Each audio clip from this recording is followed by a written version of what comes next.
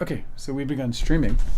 I'm pretty sure our sound's okay, but I guess we'll find out when people arrive if it is, because I don't really know because I lost my monitoring today.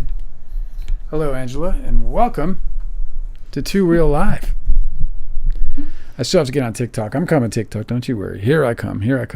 I don't know, let me know, guys, who, when you show up, if you are starting from the beginning, if our audio was peaking, because I lost my monitoring as I'm tweaking with this and trying to get everything perfect so that we can do some high-end video production for all y'all.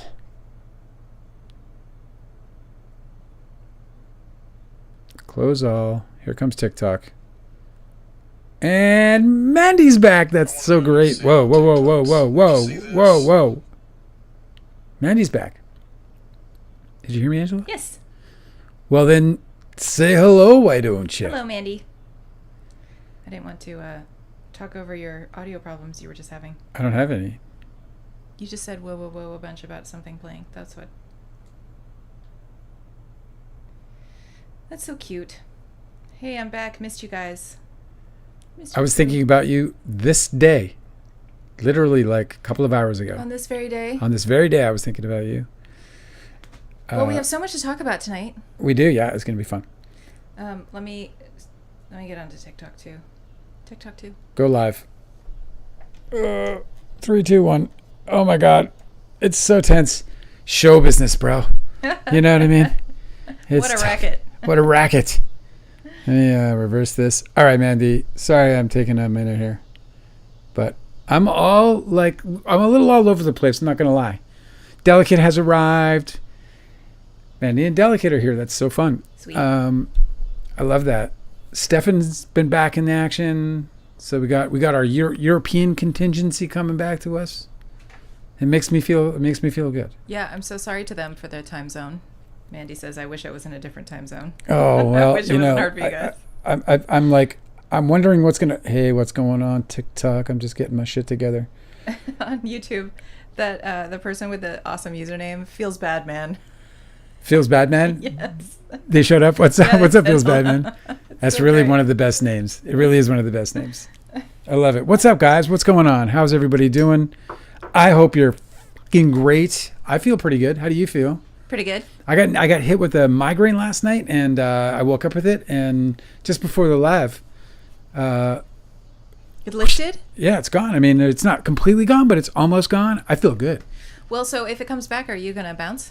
It's not going to come back. I know how these things work. Oh, okay. Yeah. If it comes back, I'll feel lightning. Like it feels like lightning. I'll feel like a stroke of lightning. It'll be like, and I'll be like, oh. And then an hour from that, I get hit with the migraine. Yeah, they're gnarly. So when that happens, it's like a thunderstorm in my head. If that happens on the live, do you have to leave? Do you have to do chest compressions? No. Tell me what to expect. Yes. You'll have to. You should practice CPR. Oh. So let's just get right to it. Chris Martin, bro. Speaking of practicing CPR, Chris Martin. How did this happen? I feel like the CEO from now. Obviously, if you don't know what happened, nobody knows what you have to set it up. If you don't know what happened, which I can't imagine you don't. 2 people got extremely famous today. 2 completely unfamous people got completely famous today. Because the internet loves a messy relationship story. They love it when people are messy. So they just revel in it. Well, so look, these 2 people got caught on the Jumbotron at a Coldplay concert, and they got caught on the Jumbotron in just a very sweet embrace, which is of course why they put them on the Jumbotron. No, Chris Martin started. He was like a kiss cam type thing. Yeah, Chris Martin started with he started talking to this couple, ends up on the fucking Jumbotron, and he's like, oh, look at these 2, and then she ducks out. She immediately covers her face, turns around. He falls from the frame. Oh my God, I don't even know where he went. And then Chris Martin literally is Chris Martin is literally like, well, they might be cheaters or something like that. Like, either they're having an affair or they're camera shy or something. Yeah, either they're extremely camera shy. Well, it turns out they are having an affair, or were. I don't know how this works now. But it turns out that the internet sleuths have identified them. Yeah, he's been identified. Yeah, and so they are both there are two married people who are married to other people. Yes. Oops, and they work in a company together. Yes. Where the dude who was holding her and swaying in a wonderful fond embrace. Yeah. Right? Yes. He is the CEO of a huge company. Well, it's not huge, but it's like they're worth $1 billion, so it's not small either. I mean, it's not tiny. That's not huge? That bothers me. No. I mean, it would be huge to us, obviously. Anything this close is how to it was described. anything close to $1 billion would be huge to us. As the camera panned across the thousands of fans in attendance, it suddenly landed on, should I name him? Go ahead, everyone. Everyone knows who he is. Andy Byron, the CEO of the legendary, a software development firm reportedly valued at over $1 billion, and his chief people officer, Kristen Cabot. Apparently, a bunch of people online have been like, it is not surprising to me that she works in HR in his company, because apparently HR people are notoriously messy. I have no idea about this. I'm just guessing. So, needless to say, before we even get into all like the juicy details about it, the first thing I started asking myself is, he goes home, right? He goes home and he's working out his lies. He's figuring out his lies. So what's like the lie you tell that to deny it? What's a denial lie? Like, I know he made a statement, so we'll get to the statement. We're assuming he goes home to his wife and that they're not like already separated, right? As a result of this? No. Just period. I mean, like, just period. Like, right. It could be that these two people are starting a new loving life embrace. together. Yeah, that they they're love like each other. separated from their spouses. Could be like not messy at all. We don't know. But of course, the internet loves to drag us all through drama. Yes, it does. I sort of like, I felt a little conflicted. I was like, well, this is obviously like the worst day of their lives. Like, why are we reveling in it? It's like gossip, but these are also real people, you know? Yeah. Do you feel bad about it at all? Do I feel bad? Laughing about it? 'Cause well, I listen, think it's hilarious. But I feel like the CEO got smited by the gods. Listen, the guy is out cheating on his wife. She's out cheating on her husband. And they're at a fucking Coldplay concert and they get centered out. They are the ones that the camera goes to. They're the ones that not only the camera goes to, but that Chris Martin suddenly wants to feel an interaction, like feel the need to interact with. What are the chances, right? Dude. That's what you think it's like divine. Like it's like smiting. The fates have determined that it's gone too far. Like his diamond had like. No, like his wife's diamond. Whatever. Somebody warned him and he didn't do the warning. They were like, nah, don't do it. Yeah, like there were red flags. Andy, is his name Andy? Dude, I don't know. Ryan or something. Yeah, Andy. Andy, you're a cheater. So fucking Andy. But here's the thing. So I thought, like, the first thing I started thinking about was, like, so what are the lies he tells his wife immediately? And the first thing I put in my mind was, she asked me to teach her the Heimlich the Heimlich move. What is it? The Heimlich maneuver. Yeah, because they're really holding each other tight. Like if you. And he's got her from behind. You know, maybe she buys it. Like he's really gripping her. He's really gripping her. I don't know. He's got a good damn grip. They look so happy. Yeah. Until his eyes go like this. Oh my God. When they see it. His eyes, so his face falls off. It's just a disaster. She ducks out. Mm-hmm. They're in a moment of catastrophe, and they're huge. They're so famous right now. Hey, listen, or infamous as it were. Hey, I don't feel bad about it. Why should I feel bad about it? I'm not even like, I wasn't out cheating, bro. I didn't get caught by Chris Martin. Hey, listen, if I got ousted by Chris Martin, I would do a press tour, because I'd be like, okay, well, this is destiny. I don't know what the fuck I'm supposed to do with this, but let's go. I would be like the Haktua girl or whatever you call it. I'd be figuring it all out. I know. It's never too bad that you can't spin it into something positive. Like, he just got free promotion for his massive company. Oh, I went to their website, by the way. She is the only female employee listed in the entire play That's roster. So fucked up. Well, who was the other girl that was laughing next to them? Oh, she's an employee, but she's not on the website. She's not on the website. She's just like she's a nobody nothing. Mm-hmm. She got tickets to Coldplay because she's like, maybe that's her friend or something that she got the job for. I don't know, man. She's only been there 8 months, right? Like the cheater. What's up, Claire? What's up, Shopaholic? What's up, Guilty Angel? What's going on, guys? This is great. He apparently released a statement. Andy did? Andy Byron released a statement. So I don't know if this is true. This could be somebody just like capitalizing on the mess to like share something. Right. Oh my God. I know, because like yesterday we had that person come by and impersonate Stefan. Yeah. Okay, this says statement from CEO Andy Byron. I do not know if this is true. Yes. Because apparently some people were sharing it saying that this is the absolute worst thing that you could release as a statement. Okay. So I'm going to read it, but I do not believe that a guy Like it could be the Onion. It could be the Onion statement. Yeah, I don't believe that a guy Onion who's statement? a CEO of a massive company could be. Have you read it already? No. Oh, okay. This is the first time. If I have a feeling I might react to this. I'm just telling you. Okay, statement from CEO Andy Byron. All right. Don't know if this is true. Yes. I want to acknowledge the moment that's been circulating online and the disappointment it's caused. What was supposed to be a night of music and joy turned into a deeply personal mistake playing out on a very public stage. Oh my God. I want to sincerely apologize to my wife, my family, and the team at Astronomer. Oh which is my the name of his company. God. You deserve better from me as a partner, as a father, and as a leader. Oh my. I honestly can't believe that. I can't believe that this guy, this is such, I'm still going to interrupt. This is such a deep and big and meaningful moment in this guy's life. Like this is turnaround time. This is a turnaround time. This is turnaround time, man. This is come to Jesus moment. All right, keep going. This is like, you can't write this shit. I wish I wrote this. This is amazing. This is not who I want to be or how I want to represent the company. He was having a good fucking time. Like the second before Chris Martin was like, I'm going to start talking about your shit in public. He had a big old jovial ass smile on his face. I saw it. It was big. It was bright. He has very nice teeth. I saw them. This is not who I want to be or how I want to represent the company I helped build. I'm taking time to reflect, to take accountability, and to figure out the next steps, personally and professionally. I ask for privacy as I navigate that process. Well, I mean, just take it. It's yours, buddy. Right. I also want to express how troubling it is that what should have been a private moment became public without my consent. Oh, yeah. Well, take it up with Chris Martin, brother. Dude, you're in a public place. Honestly, dude, it had nothing to do with us. It had to do with Chris Martin. Absolutely nobody gave a shit about your life until Chris Martin was like, oh, look how cute you go. Oh, shit. I know if you're snuggling your mistress in public, you might get outed. I'm sorry. Bro, you're lucky. Talk about brazen, first of all. Totally. Like, you're a cheater.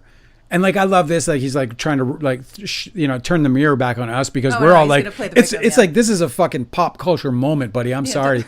But this is like, we get to have this because you went to a fucking Coldplay concert of all goddamn things. Also, we're talking about like the guy you would put on the fucking, CD player to like get the moment going. No, he does like the wedding songs. He does the wedding songs. Can you imagine if him and his wife had a fucking, oh my God. Oh, like he's a fan. He's a fucking fan. Oh no, my God. I know, but what's so funny about him playing the victim in this is like, dude, everybody is gonna revel in the fact that like you're in the cheater class now. Like you're in the class with the cheaters, right? Everybody who hates cheaters are gonna use you as their poster boy for the moment. And if you don't want to be in that class, and you don't want to get ridiculed for that, then don't be one. He said, I respect artists and entertainers, but I hope we can all think more deeply. It's a teaching moment for us, he says. Okay. He said, but I hope we can think more deeply about the impact of turning someone else's life into a spectacle. As a friend once sang, and he has in quotes, lights will guide... Oh, he's quoting Coldplay. Wow. As a friend once sang, lights will guide you home and ignite your bones, and I will try to fix you. Andy, this can't be real. This can't be real. There's no way that he would choose to do this. It's juicy as fuck if it is, I'll tell you that. And if it's not, man, it was fully entertaining, and so I commend it's good writing. He finishes it like a bad eulogy. Like, it's a what terrible the fuck are eulogy. you doing, bro? Yeah. Yikes. Well, he doesn't seem like the most reflective type, and maybe that's why he, has marriage trouble. This isn't who he wants to be. When, just like only moments before, he was out in public being that shit. Like if I was like being something I didn't want to be, I'd be hiding. I'd be like, hey, let's get together at the fucking motel. Do you ever see that movie with, You Can Count on Me by Kenneth Lonergan? Yes, you have the screenplay right behind you. It's one of my favorite movies. And there's this like absolutely weird affair between Laura Linney and her boss, played by Matthew Broderick. Yeah. It's so fucking brilliant. Matthew Broderick, because he's so good at playing like the awkward, sensitive, like quiet guy. He's like the head of the bank. And it's fucking brilliant. I mean, my God, it's so good. If you have not seen You Can Count on Me, you can count on this film to be amazing. So you should see it. It's brilliant. And it kind of, to me, like almost like has the embodiment of like the way almost the Bible of how to cheat. You go to the fucking motel, you do the thing, you come out of it, you shut the fuck up, you don't talk to anybody. This guy's out at a concert, slow dancing, you know? This isn't who he does. This is not who I want to be. Well, it does confirm you were in public. It does confirm that he's got like marriage trouble if he says that he's apologizing to his wife and his kids. Ooh. Like, you know, people cheat all the time, but typically they have more shame and they try and like, you know, keep it under wraps. So I'm saying, dude, like you hide, you both cheating, and they're both out there in the public. Like, that's just I can't believe how brazen that shit is. He's continuing to make unforced errors too. Mandy has a good point. She said if they had just stood still, none of this would have ever happened. As the first thing I thought. I was like, all she needed to do was not cover her fucking face, and then it's at least manageable for a few days. Somebody's going to find out eventually because they're going to be like, oh, did you see that? What's his name was at the concert last night with not his wife? Oh, man. Crazy. Shopaholic on YouTube says, the CEO made one woman really rich today. I think the wife is kissing the stars right now in the divorce settlement. LOL. 100%. She's like, well, listen. I mean, if she's like if she's what appears to be the victim of this situation, then yeah, I mean, she's gonna obviously take that to the court room, whatever. But it's an interesting situation. I love that he brought it up as far as privacy. It's like you can't go and be public, and then try to blame Chris Martin. Try to blame the rest of us as if he was being irresponsible. He had an impromptu moment there too, you know. Like she reacted, bro. If she didn't dodge out of it, and you didn't freak out and your face didn't fall off, Chris Martin's not going to say, "Oh, that looks like you guys might be having an affair or something." Like he's not going to say that, you fucking idiot. I know. I also won't be shamed by a guy who's like ruining his marriage too. Like, don't shame me for calling it entertaining. You know, you're the one who's making the bad decisions. You did it, yeah. Like this is not me, bro. You know what I was doing? I was just looking for videos about sharks, man. And you know what I ended up with? You. Your messy marriage. You all over the place. I just feel like Oh, another thing that happened was that a bunch of people online went and found, you know, people are so savvy with like investigating people on the internet. So they found his wife. This motherfucker was identified in like 3 fucking minutes. I know. They were like, here's who he is, doxed and ready to go. Yeah, you know? Absolutely. But they found his wife and they were sending her a bunch of messages on, I guess, her Facebook page and a bunch of comments and stuff. And I was like, oh, God, that's terrible. Like, is she going to get fucking, like, publicly bullied? But it turns out that they were all messages of support. Oh, I love it, of course. Know? Well, the internet can be a really beautiful and gentle and wonderful place in that regard. Because you know what? She's the one. Well, you know, I'm sure she, you know, she was getting support and she like had a strong lot of support. Cleaning up to do today from it, I'm sure. She had to, like, go. Holy fucking wake up and your day is just, I mean, at that moment at the concert, they had to be this like, oh my God. Like I can't imagine how do you enjoy the rest of the concert? Yeah, when it's just, my life has been ruined. I don't know what's going to happen. I immediately imagined Chris Martin calling the dude up. He's like, look, if this thing works out with the new one, I'm sorry for what happened and I'll come over and I'll sing for you. I'll get, you know, I'll sing your wedding, you know, at the courthouse. It'd be like him at the courthouse singing. I know. Well, I'm sure Chris Martin like called his lawyer and was like, "Yo, am I cool? Did I do anything like legally irresponsible like, here? Can they sue the pants off me or not?" We know I was reacting, right? Like I was reacting. You guys all saw it, right? You guys saw what happened. Dr. Susan said people lose their minds when cheating and they get stupid. Yeah, it is. It's easy. Of course it is. That's another thing that I loved about the Kenneth Lonergan portrayal of it is there's the madness, the fever of it, right? There's a fever because what happens is, at least in some cases, I would imagine, is there's like, you know, look, we've been together for 13 years. So, you know, that like first time thing is like long gone. And it's a really fun thing to happen. You don't have to say it like that. Jesus. Oh, I don't mind one bit. It is so far in the past. And it'll never come back. You know that spark? I don't even remember it. It's not so much a spark as it is the adventure of something completely brand new. It's like new sex is a really exciting thing to have. Yeah. It just is. Or, you know, unless it makes you super fucking nervous, you know? Well, yeah. If there's not anxiety around it. Well, I mean, we can obviously build conditions around it being shitty, but can we say universally that it's a pretty fun thing to do? Yeah, those people look super comfortable. They look like they were newlyweds, is what they look like.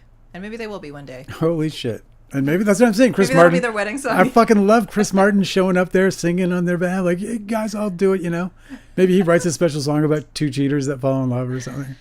Oh, Lord. Oh, my God. Delicate said, it's interesting because I think Chris Martin and Dakota Johnson, I didn't know they were an item, that apparently they broke up recently because of adultery. I could be wrong, though. Yeah, I don't know anything about that either. I wonder if that's just tabloid. I mean, adultery happens. We know that.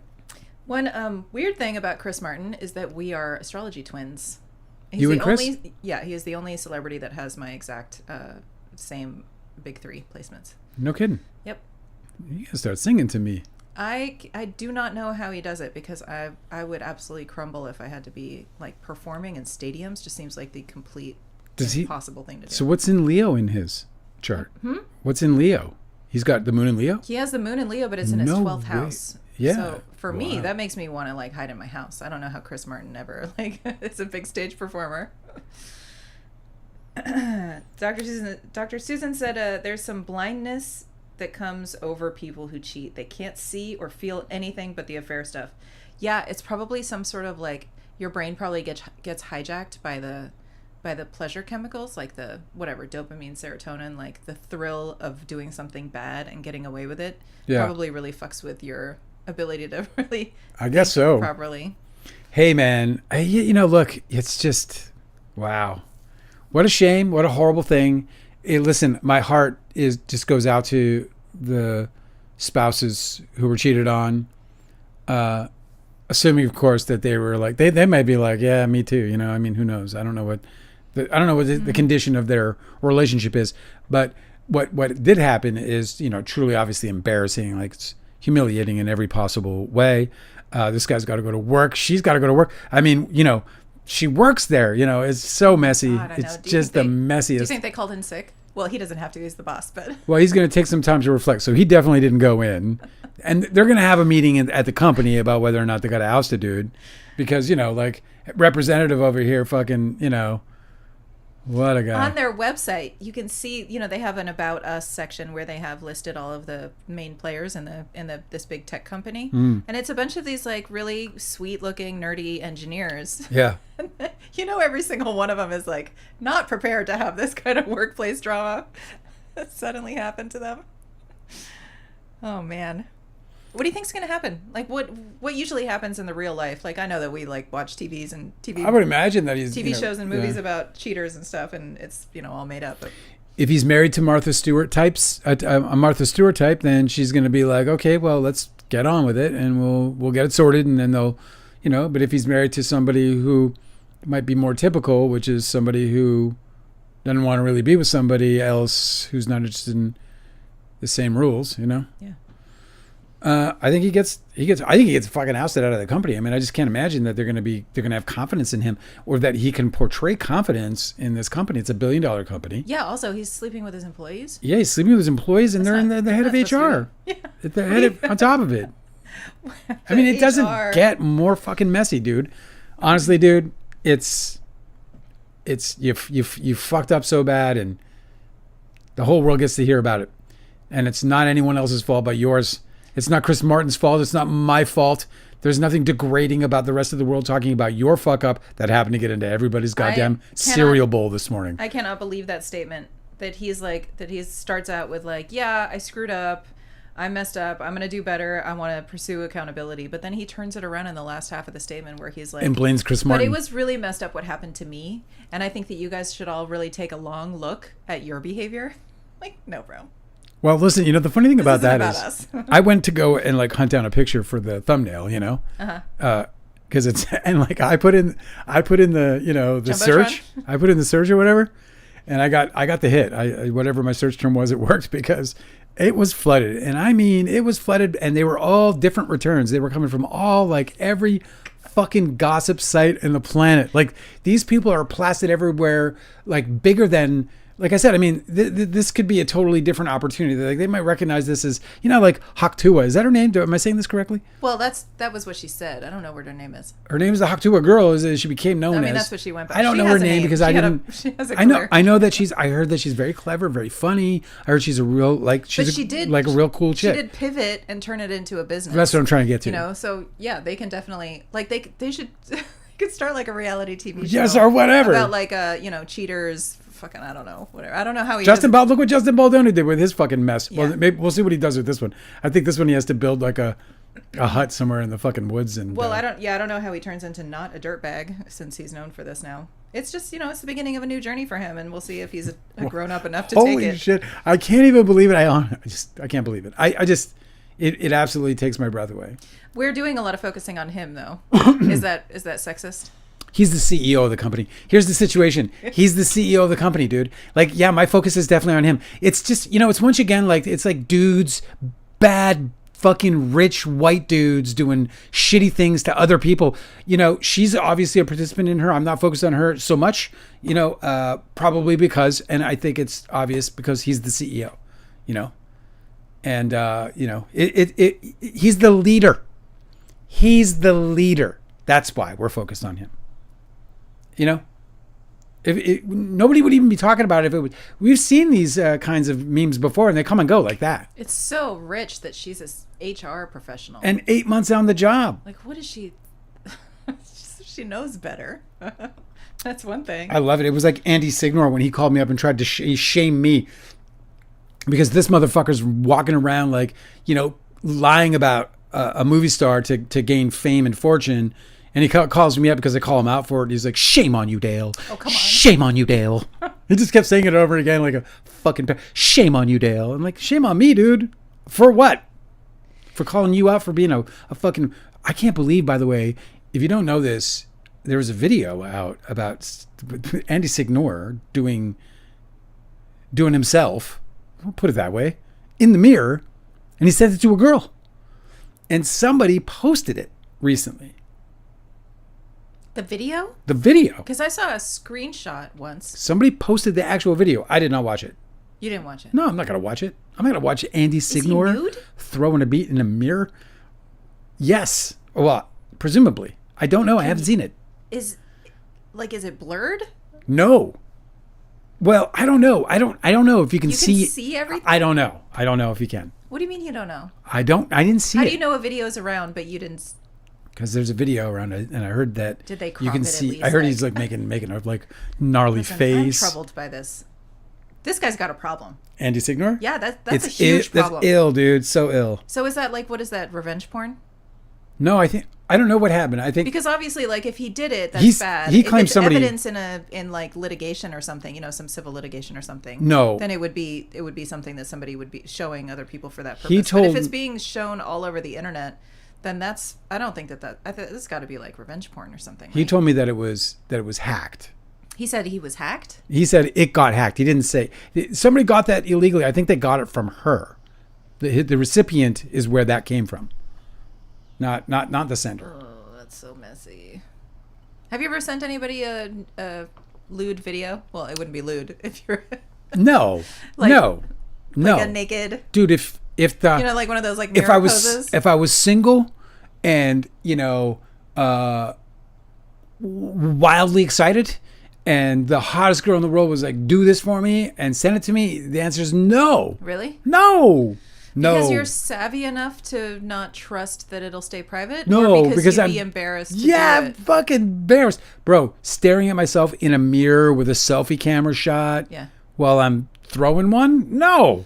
I took a picture of... God, I'm embarrassed even thinking about it. I sent a nude before. It was like a picture of like one of my boobs, and I was just mortified. As soon as I sent it, I was like, that was a really stupid idea. Oh, you said video. I did send a pic once by request. I felt like the biggest idiot ever. First of all, just taking the picture alone felt like the... Oh, I know. I don't know how people... Like, what am I doing? What is this? You spent like 2 hours. You're all like sore from posing, like you don't know how to take a picture. It's true. I definitely deleted a few.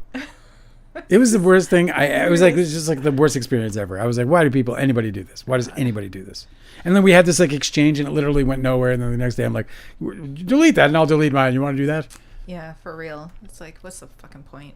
Especially if people could just share it and like make fun of you. I love that I'm in a relationship and don't even have to like run into somebody like making the offer. You know what I mean? Yeah. Hey, will you send me a pic? Fuck no. But the answer would be like that one experience that I did send a pic to a girl by request was like a fucking, like, I'm never doing this again.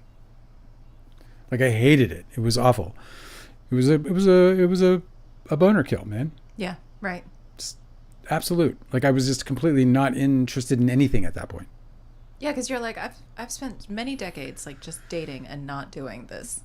I'm not porn star stuff, man. Can't get me on the corn, I guess I'm supposed to say. You know? Oh man, that's weird.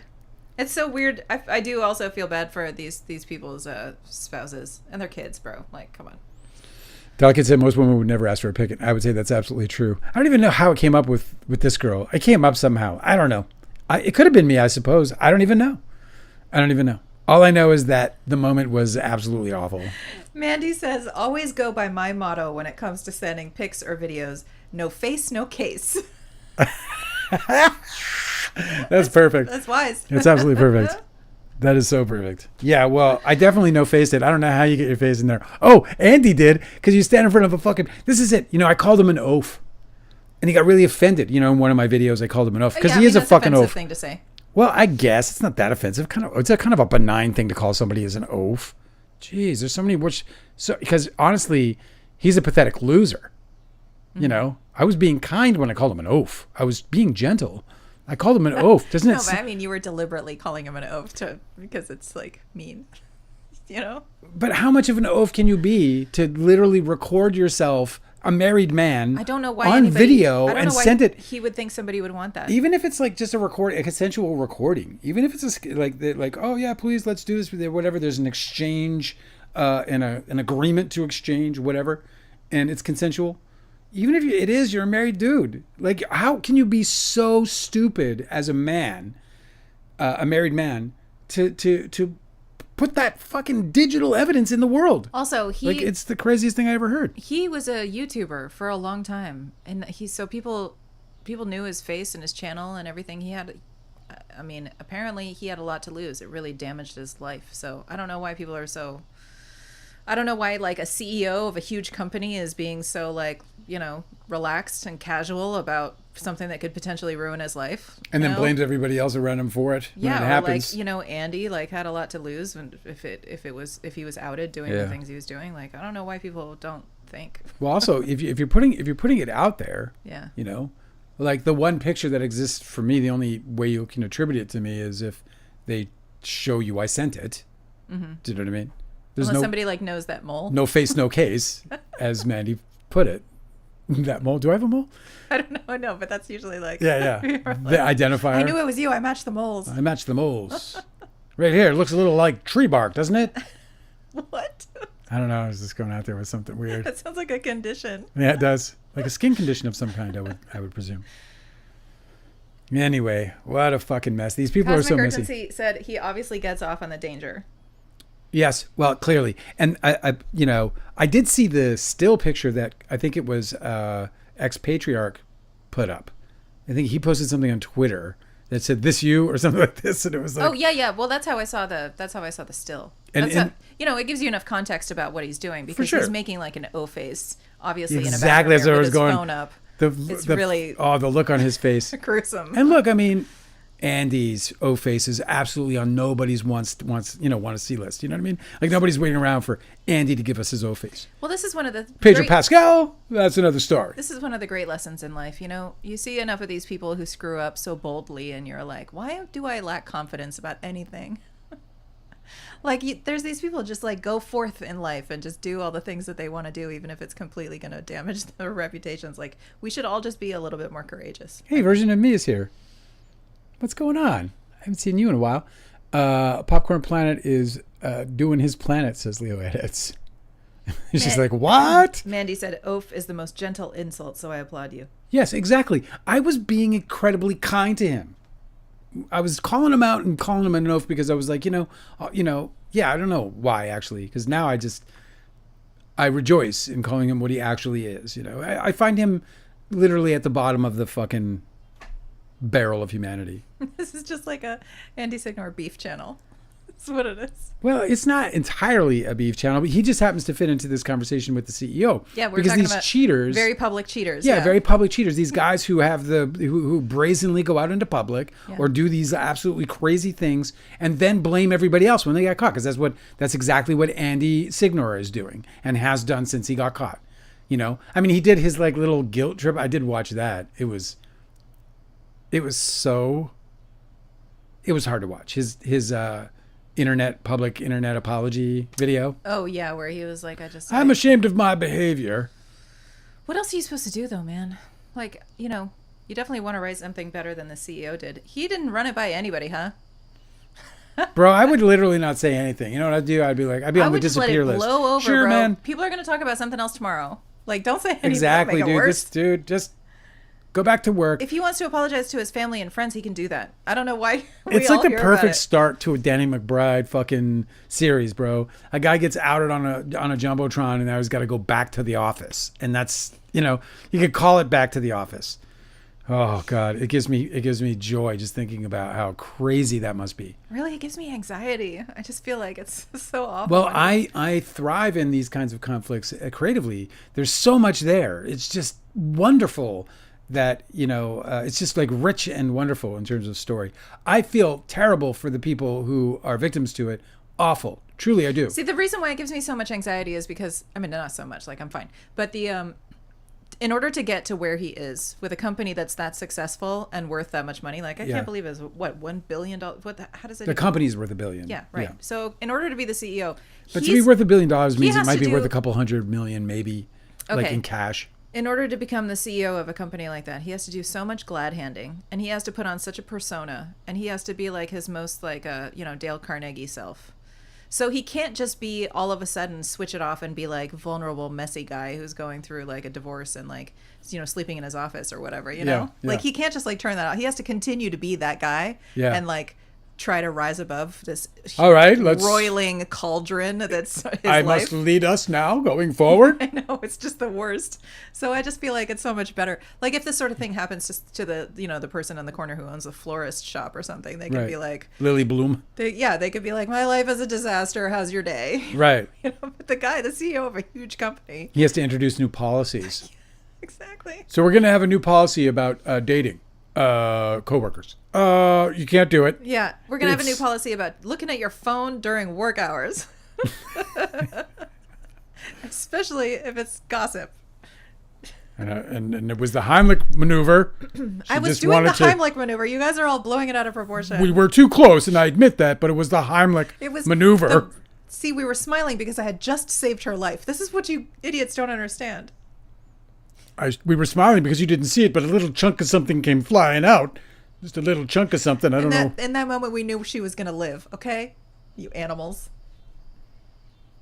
It was a sexy Heimlich maneuver. Hey, so the cheater's name is Andy, too. It's the fucking Andys. The two Andys. I think the moral of the story is never marry an Andy. Yeah, watch out for Andys. Sorry, Andys. No, it's not true. Andys are good people. I knew a couple of good Andys in my day. Mandy says, a moment of silence for the spouses.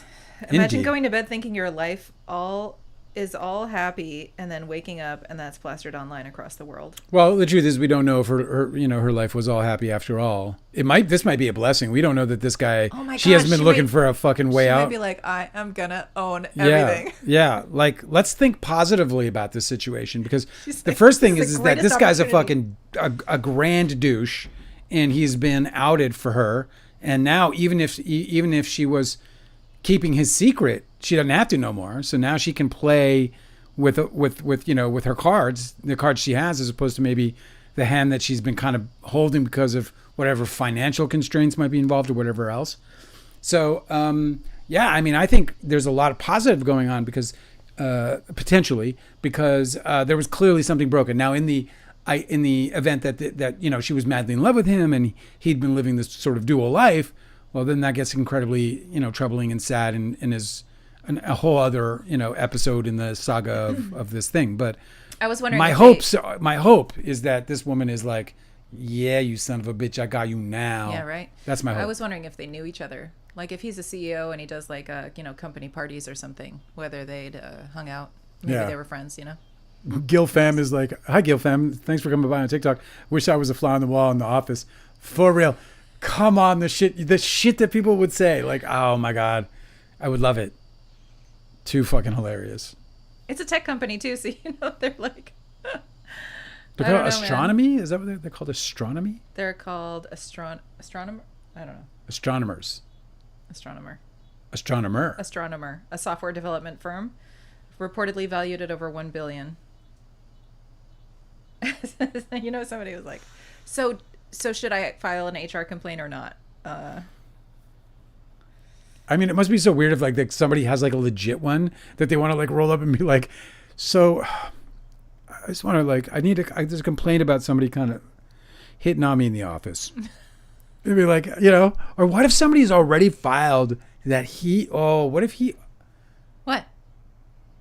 The plot. I'm not gonna. No, I'm not gonna because we're talking about real people and I'm starting to get creative. Oh, yeah. Well, you could talk about your fan fiction, Yeah, my fan fiction.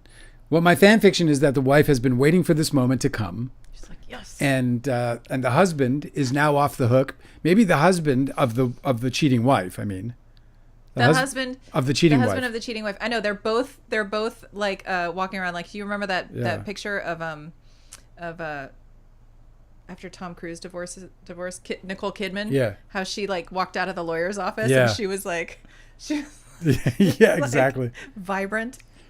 Listen, I know I'm having a laugh and I know that it can be perceived as potentially mean.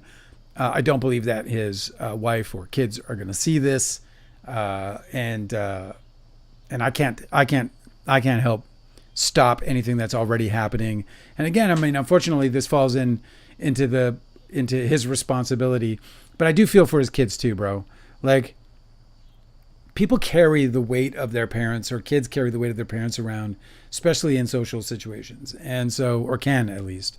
And this is one of those situations where, like, you're the son or whatever he is. What does he say? Well, I don't know what the kids are, but gender-wise, but the son or daughter of this fucking cheater. And it doesn't matter if you're the son, then like, are you a creep like your dad? And then if you're a daughter, it must be so awful. It's a lot to contend with. It's definitely like one of those like karmic lessons that gets passed on from one generation to the next. Is there a connection between cheating and misogyny?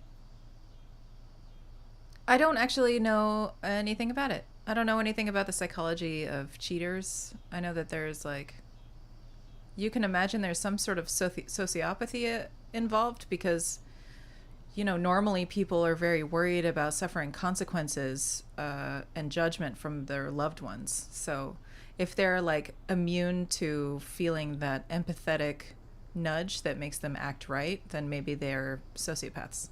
But obviously it's like a super far-fetched statement to say that all cheaters are sociopaths. That's just no. Of course, I would never say. I'm just wondering if there's a path from misogyny to cheating, or if there's like not a path, but a correlation. If there's anything that like might, like if you're a misogynist, like that, your odds of cheating on your spouse increase by exponentially versus if you're not a misogynist. I don't know. It could be that there's no Venn diagram there. Like misogynists and cheaters can exist, but you could be a cheater and not a misogynist, or for a misogynist sure, of course, and not a cheater. I don't know. No, passionate, Why do you think there's a connection? I don't know that there is. It just occurred to me that there might be. It just occurred to me. The question just occurred to me of whether or not, Oh yeah, how come? Well, probably because I wonder if some men, I should say, if some men objectify women to the extent that they just are serial cheaters, or these two were all cozied up, so maybe they are having like a, I think a lot of people, married people who cheat, I think feel like they're not getting the love or affection or whatever need that's not being met at home. They feel like they deserve it, and so they should go and find it. What they're supposed to do is just break off the last relationship before they start a new one, and that's the problem. Nobody's saying that they shouldn't like go find love, but they can't just like keep their spouse like in the dark about what they're doing. No.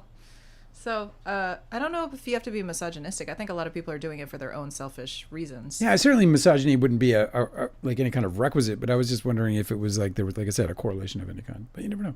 Let's see. Connie Francis. Did they cover Connie Francis passing away? No, not yet. I was getting to that. Who's crying now? Oh, one last thing. Mandy says their out of office auto reply was 100% activated today. Oh, for sure. Well, he said he's going to take some time or something. Mandy's got jokes, dude. Yeah, Mandy's dropping them. She's funny. Remember how Princess Diana had a revenge dress?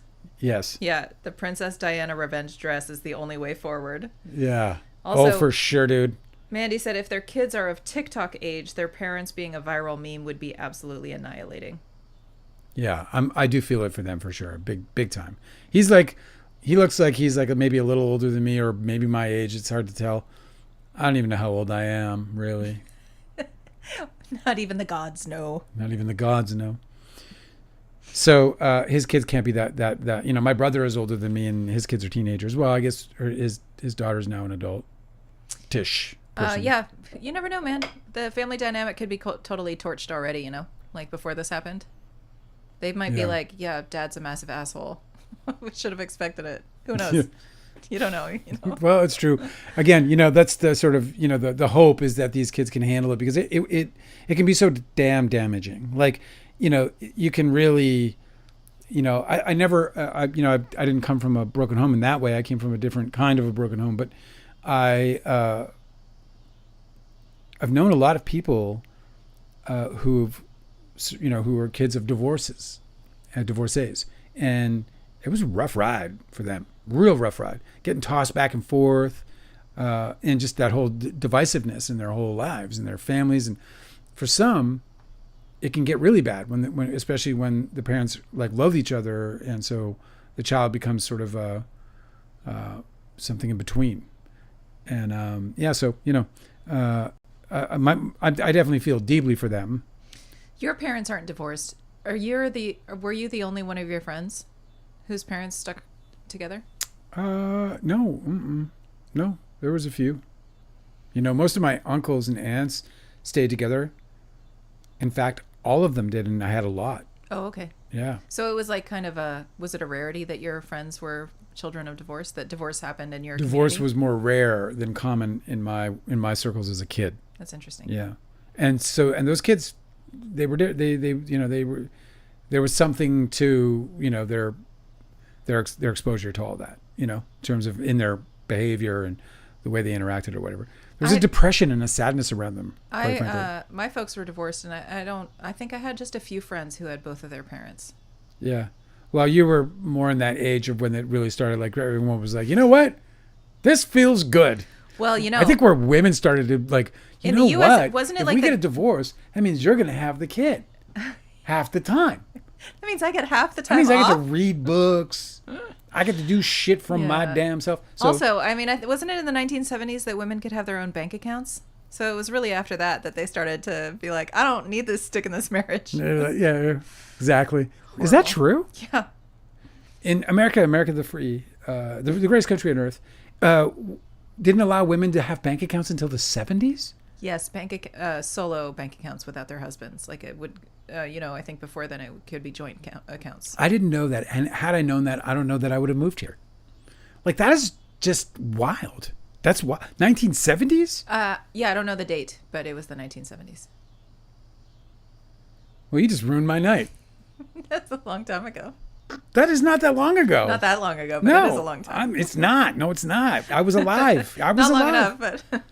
Oh my God, that's the most terrifying thing I've ever heard. Well, I know, because a lot of people who are like, financial autonomy was not in a woman's grasp until the 70s. Yeah, I guess. I mean, the more you ask me about it, the more I'm doubtful, but I'm pretty sure that that's the thing. Wow, that must mean that women were they were squirreling away in jars and cans and shit. So there was money buried all over this country. A lot of people are really, they've noticed that it's very difficult for people to find partners, and like relationships aren't what they used to be, and the nuclear family is kind of like not a concept anymore. And a lot of people are really romanticizing the relationships that their grandparents had, but then they have to be reminded that like your grandmother was basically a captive. Like she couldn't just have her own life. Like, yeah. Like, you can't just be an independent person. My grandmother had 14 children before Lord. my grandfather died young. My grandfather died in his 50s. My mother, she was the second to youngest, was 2 years old when my grandfather died, leaving my grandmother with all of those children. Now she had, she had a couple of those kids were, strapping young lads, Well, so yeah, she had some also, support like that way. But. My condolences to the oldest daughter of the entire family who had to like pick up the slack. They're almost all gone, all my uncles and aunties, man. It's crazy. There was so many of them. There were Christmases, man. My grandma had an apartment, and I had like 45 cousins. Yeah. So many. So she would have... Did you know all their names? Yeah, I could probably work it. Did you get them straight, or did you get them confused? No, I knew who... I can pretty much name them all, except Tammy was the new one I'd forgotten, and then she won the lottery. I feel like I've never... now she's popular. She did. She won the lottery, and I'm like, oh...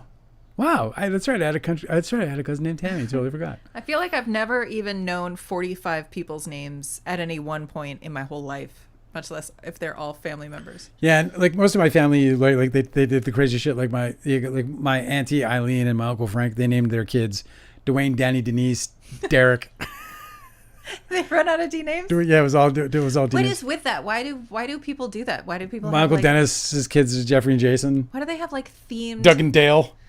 I have these clients who have a dog, and they it's a little Chihuahua, and they wanted to name him Queso, but they are spelling it with a K because everybody in their family has a K name. Oh. And I was like, let the dog have a Q name. Like, what is the matter with you people? Every time you say the name Queso, nobody thinks K stupid. Yeah, it doesn't work. It works for you because you get to write it down, I guess. But what I'm saying is they're so committed to the themed names. What is this thing that people do? What's with the one letter names in the whole family? I don't get it. Because if you pick one, you have to like stick with it. Like you can't like start with J names and then decide later on that you like a D name, right? You're like stuck with it. X. Oh my God, I know. Xavier. His name will be Xavier. Xander. Oh my God. This is just too fun. I really am having too much fun. I don't know why this is so fun for me tonight, but it is. I'm glad it's fun. Oh my God. That was hilarious. Okay, so that CEO's fucked. He's got so many problems. That guy's like, oh man. It's so funny to me how much people get in like that, the amount of trouble people get in for sex. Like, don't get me wrong, I love this stuff. Like, I'm a big subscriber of it, You're a big fan? Yeah, big fan of it. Never understood celibacy. Highly recommend. 5 stars. 5 stars. 5 stars. But like, to like absolutely like risk everything, destroy your life over, like, I don't get it, But then again, I never got those guys. I'd go out into like cliff diving in Victoria, in British Columbia, and there would be these dudes, man, and they would run off of like the most dangerous cliffs, narrowly missing death every time they did it. Like it made me so nervous I never went back because I was like, I don't want to witness the and sure enough, that same summer that I vowed I wasn't going to go back because there was too many crazy dudes jumping off of cliffs. A guy, gutted himself, and I was like glad not to be there. Yeah, it's that kind of crazy. But so what is that, right? Like that's the same kind of thing that some of these people take sexuality to, right? They take it to this like weird fucking place. It's just get a grip, whole, dude. Like, sneaking, maybe I'll get caught. If I get caught, my life will be ruined. That's like tantalizing. Like, no. I feel like they just need to like eat something really delicious. You know what I mean? Like just try something really delicious so you can know that there's ways to expand options. These feelings. Yeah. Yeah. They don't have to like exist solely in this. I think you're right though that they got smited by the gods because they got smited by the gods. For sure, there was like before this happened, there was like a red flag moment that they both ignored. Yeah. Like they almost got caught and they could have like, reeled it back or stopped or whatever, and they didn't. Maybe instead they have that, because like, when you smite the gods, instead of them being humble by the near miss or the near exposure, they became like more bold. Yeah, they became more brazen. Because man, showing up at a fucking rock concert, standing at the front of the balcony standing seats? at the front of the balcony seats. Come on. 2 you fucking assholes. Married people doing that shit too? Holy shit, you people are crazy. So we spent an hour on that. Do you want to talk about the? So fun. Do you want to talk about the new filings that just got? Let's talk released? about the new filings and why I think they are going to help Blake Lively get a summary of judgment against this. I know, I'm kind of this sad. dude. I'm kind of sad because I feel like everything should be aired in public, and having that come like drip by drip through a trial and the witness testimony in court would be really satisfying. But if she got a summary judgment, that would be really great if she was like just released from all of this. Yeah, well, listen, and just to reiterate a summary judgment. And by the way, thank you so much for hanging out with us. If you like the time you're having, go ahead and like the live, and also give us a follow. We're trying to grow this thing. We want to get to 500 followers on TikTok on YouTube, so that I can attach my book, because I'm really here to be selling books. I'm just a salesman in disguise, really. You're a salesman in disguise. Yeah, I'm here to sell a book, Too Real, a Hollywood memoir written by yours truly about Leonardo DiCaprio. He was a real dick to me, so I wrote a book about it. Anyway, let's moving on. Like the live if you can, and follow us if you will. We're a good time sometimes. Agatha's in the chat wants to let you know that that they got your book. Oh, you did? Oh, that's so fun. I got your book on Invented for sale. Oh. Well, that means I didn't make any money on it. Enjoy, though. I hope you love it. I don't give a shit where you got it. I just hope you love it. Yeah. So new documents have been unsealed. Yes, new documents have been unsealed. The filings from Lively's team. Yeah. So the one that got my attention right away, of course, is well, why don't you just go ahead, actually? Oh, okay. Are you sure? Yeah, please. Okay. Thanks. New documents have been unsealed, and OMG, some of them are juicy. I'm just going to read this post because it's so well compiled by Kira901 on the Baldoni files on the Baldoni files. If you guys don't, subreddit. if you're on Reddit, Baldoni files is handy, man. So we also have we're starting with the agency group TAG, which is Melissa Nathan's company. Yeah. They responded to Blake's interrogatories. So there's a PDF here. At first glance, the document seems boring and full of lawyer stuff, but if you scroll down, you'll find a few interesting answers. Number one, TAG claims that they were not in contact with content creators. The question is, identify any email account from May 1st to 2024 to date in which any third party, including but not limited to content creators or the media, had access for the purpose of communicating information of any kind, including messaging, talking points, guidelines, scripts, or other information regarding Ms. Lively, Mr. Reynolds, the digital campaign, the CRD complaint, or the actions. The answer is subject to and without waiving the foregoing objections, responding party responds none. And the juicy part is TAG gives a list of reporters with whom they were in contact. The question is, identify all reporters and news or media outlets of any kind with whom you have communicated with, directly or indirectly, in any manner concerning Miss Lively, Mr. Reynolds, the CRD complaint, the actions, or the Lively Reynolds companies from June 15, 2024 to the present. The answer is subject to and without waiving the foregoing objections, responding party responds. Daily Mail, and names. Okay, so I'll skip the names. Daily Mail, TMZ, CNN, GMA, Variety, The Hollywood Reporter, E! News, People. Do you know what GMA is? Oh, Good Morning America. Okay. People, New York Post, Business Insider, Deadline, Puck, LA Times, US Weekly, Du Moi, and Billy Bush, Candace Owens, Perez Hilton. As you noticed, Perez Hilton, Candace Owens. I can't believe anybody even Billy pays Bush attention to this fucking guy. make an appearance. There are other familiar names. However, what drew my attention was a reporter from the LA Times. Do you remember the article in LA Times about people complaining about Justin being too positive? Guess who wrote it? And it's the people that are named. Perhaps you read the article in The Hollywood Reporter in which a source indicated that two other actresses who complained about Baldoni were Jenny Slate and Isabel Ferreira. That was It Ends With Us. Blake Lively claims two other actresses are prepared to testify against Justin Baldoni. So that is interesting. So they are admitting that they are involved with pretty much everybody. Yeah. I mean, that's like, yeah. I mean, that's pretty much the blanket right there. If I had all of that doing my book one time, we'd move. We'd move. I also, there was another filing that got unsealed where it was evidence that was Melissa Nathan, who's the crisis management publicist for Baldoni, Yeah. sending an email directly to Jed Wallace, who has claimed that he has nothing to do with any. Well, this is the running one any that was campaign. juicy for me because Yes. in this one, Wallace wants to claim that he didn't do anything, that all he did was monitor, and there's I guess there's something about the timing of this as well, isn't there? As far as who Yes. knew what. It was early August 2024. So this is very late in terms of. I mean, that document was signed in January, right? Oh yeah, but I didn't say what it was yet. It was an email between Melissa Nathan and Jed Wallace, sending to Jed Wallace. So Melissa Nathan is basically like trying to let Jed Wallace know about their PR clients' mess. Like, this is a reputational crisis that this guy's in. This is what Blake Lively is accusing him of. And so she sent him the 17-point document about all of the things that need to be changed on set for it to be a safe workplace for her to return to set. But the reason why this is a smoking pew-pew is that Pew, pew, yeah, pew. is that it isn't just a story about a crisis of reputation with the publicity client.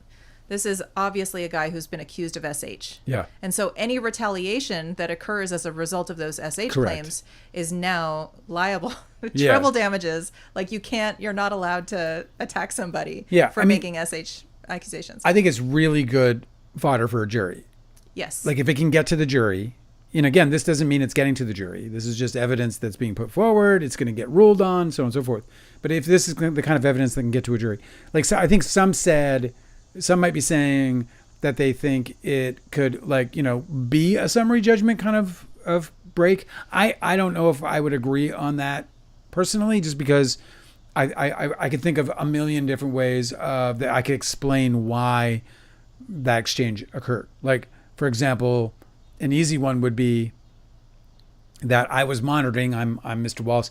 I was monitoring, as I told you, and during my monitoring, I heard about this document, and I didn't know anything about it, and so I asked what it was about, and Miss Nathan provided me with this explanation, and that's just it. That's going to be good enough for any jury, for sure. No one's going to think about that evidence beyond that. Yeah, like, we're in the business of reputational repair. We need to know why his reputation was damaged. But what makes that interesting evidence is if there's something that, can corroborate it's true, if there is such a thing as true sort of communication, meaning, like, if there's something that would, like, negate the statement I made as an example for how that exchange could have occurred without there being any kind of actual, like, activity that that is laid in the claims. Well, what's really interesting is if he then is shown to be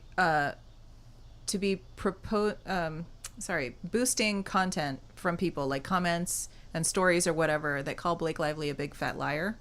He has a document that is signed by the production that where he knows better, right?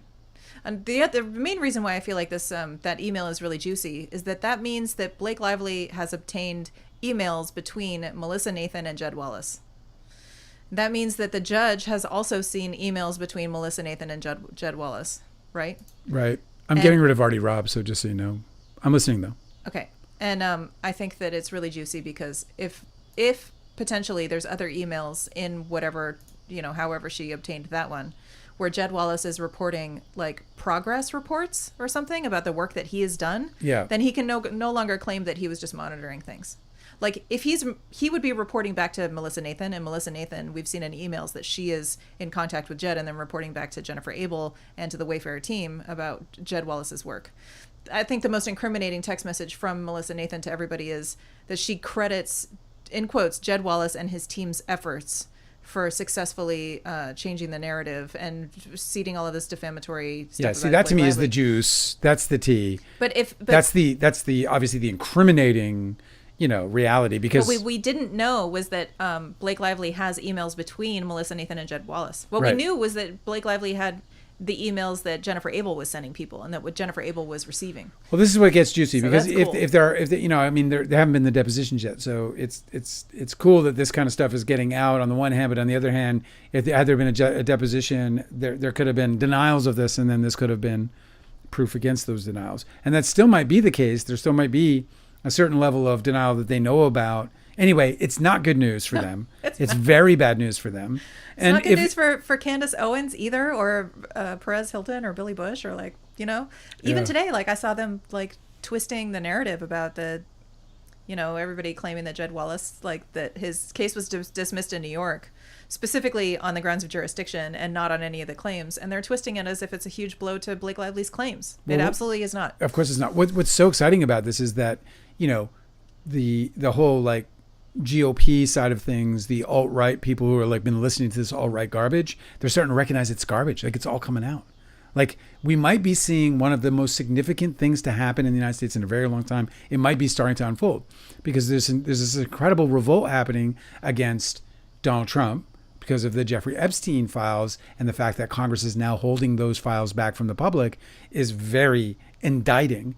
And so it's making these people who are eating this stuff for breakfast every day, breakfast, lunch, and dinner every day, they're starting to realize, holy shit, these guys might have been lying to me the whole time. I've been trusting them. I've been buying their fucking watches and their fucking whatever else, and they've been lying to me this whole time. And Candace Owens is right in the center of that shit. So what's happening is there's a discrediting happening here. So now all of a sudden they've got the Baldoni group, they've got all their eggs in these baskets of people who are, I think now kind of like, that thread that's just going to like undo the whole fucking sweater, bro. Do you know what I mean? Yeah. I want to learn more about cult deprogramming, because I think that probably I'm just assuming like the result of like when you finally wake up and you're like, oh, holy crap, I'm in a cult. This is really bad. I got to get out. Or I've been lied to, or I'm being misled. Or we watched some of those docs where these people like you see, you're like, how can you be believing this? And then when they don't, you're like, holy shit, look at that. I think some people end up like very confused and they really struggle with it. And then some people end up some people end up very angry. And I think that that's where we're seeing sometimes with some of these content creators that were very right wing. Yeah. Did I show you this earlier? I'm going to say no. Remember Nick Fuentes? Do you remember Nick Fuentes is a like a right wing crazy dude who once said, well, after Roe v. Wade fell, he said, your body, my choice. Yeah, that was just recently. That was like the last campaign. Yeah, exactly. That's right. He got your body, my choice, laughing in women's face. Your body, my choice. And then he got really paranoid because somebody doxed him, and he had people like showing up at his house, being like, "Why don't you say that to my face?" And he lives with his fucking parents, isn't that true?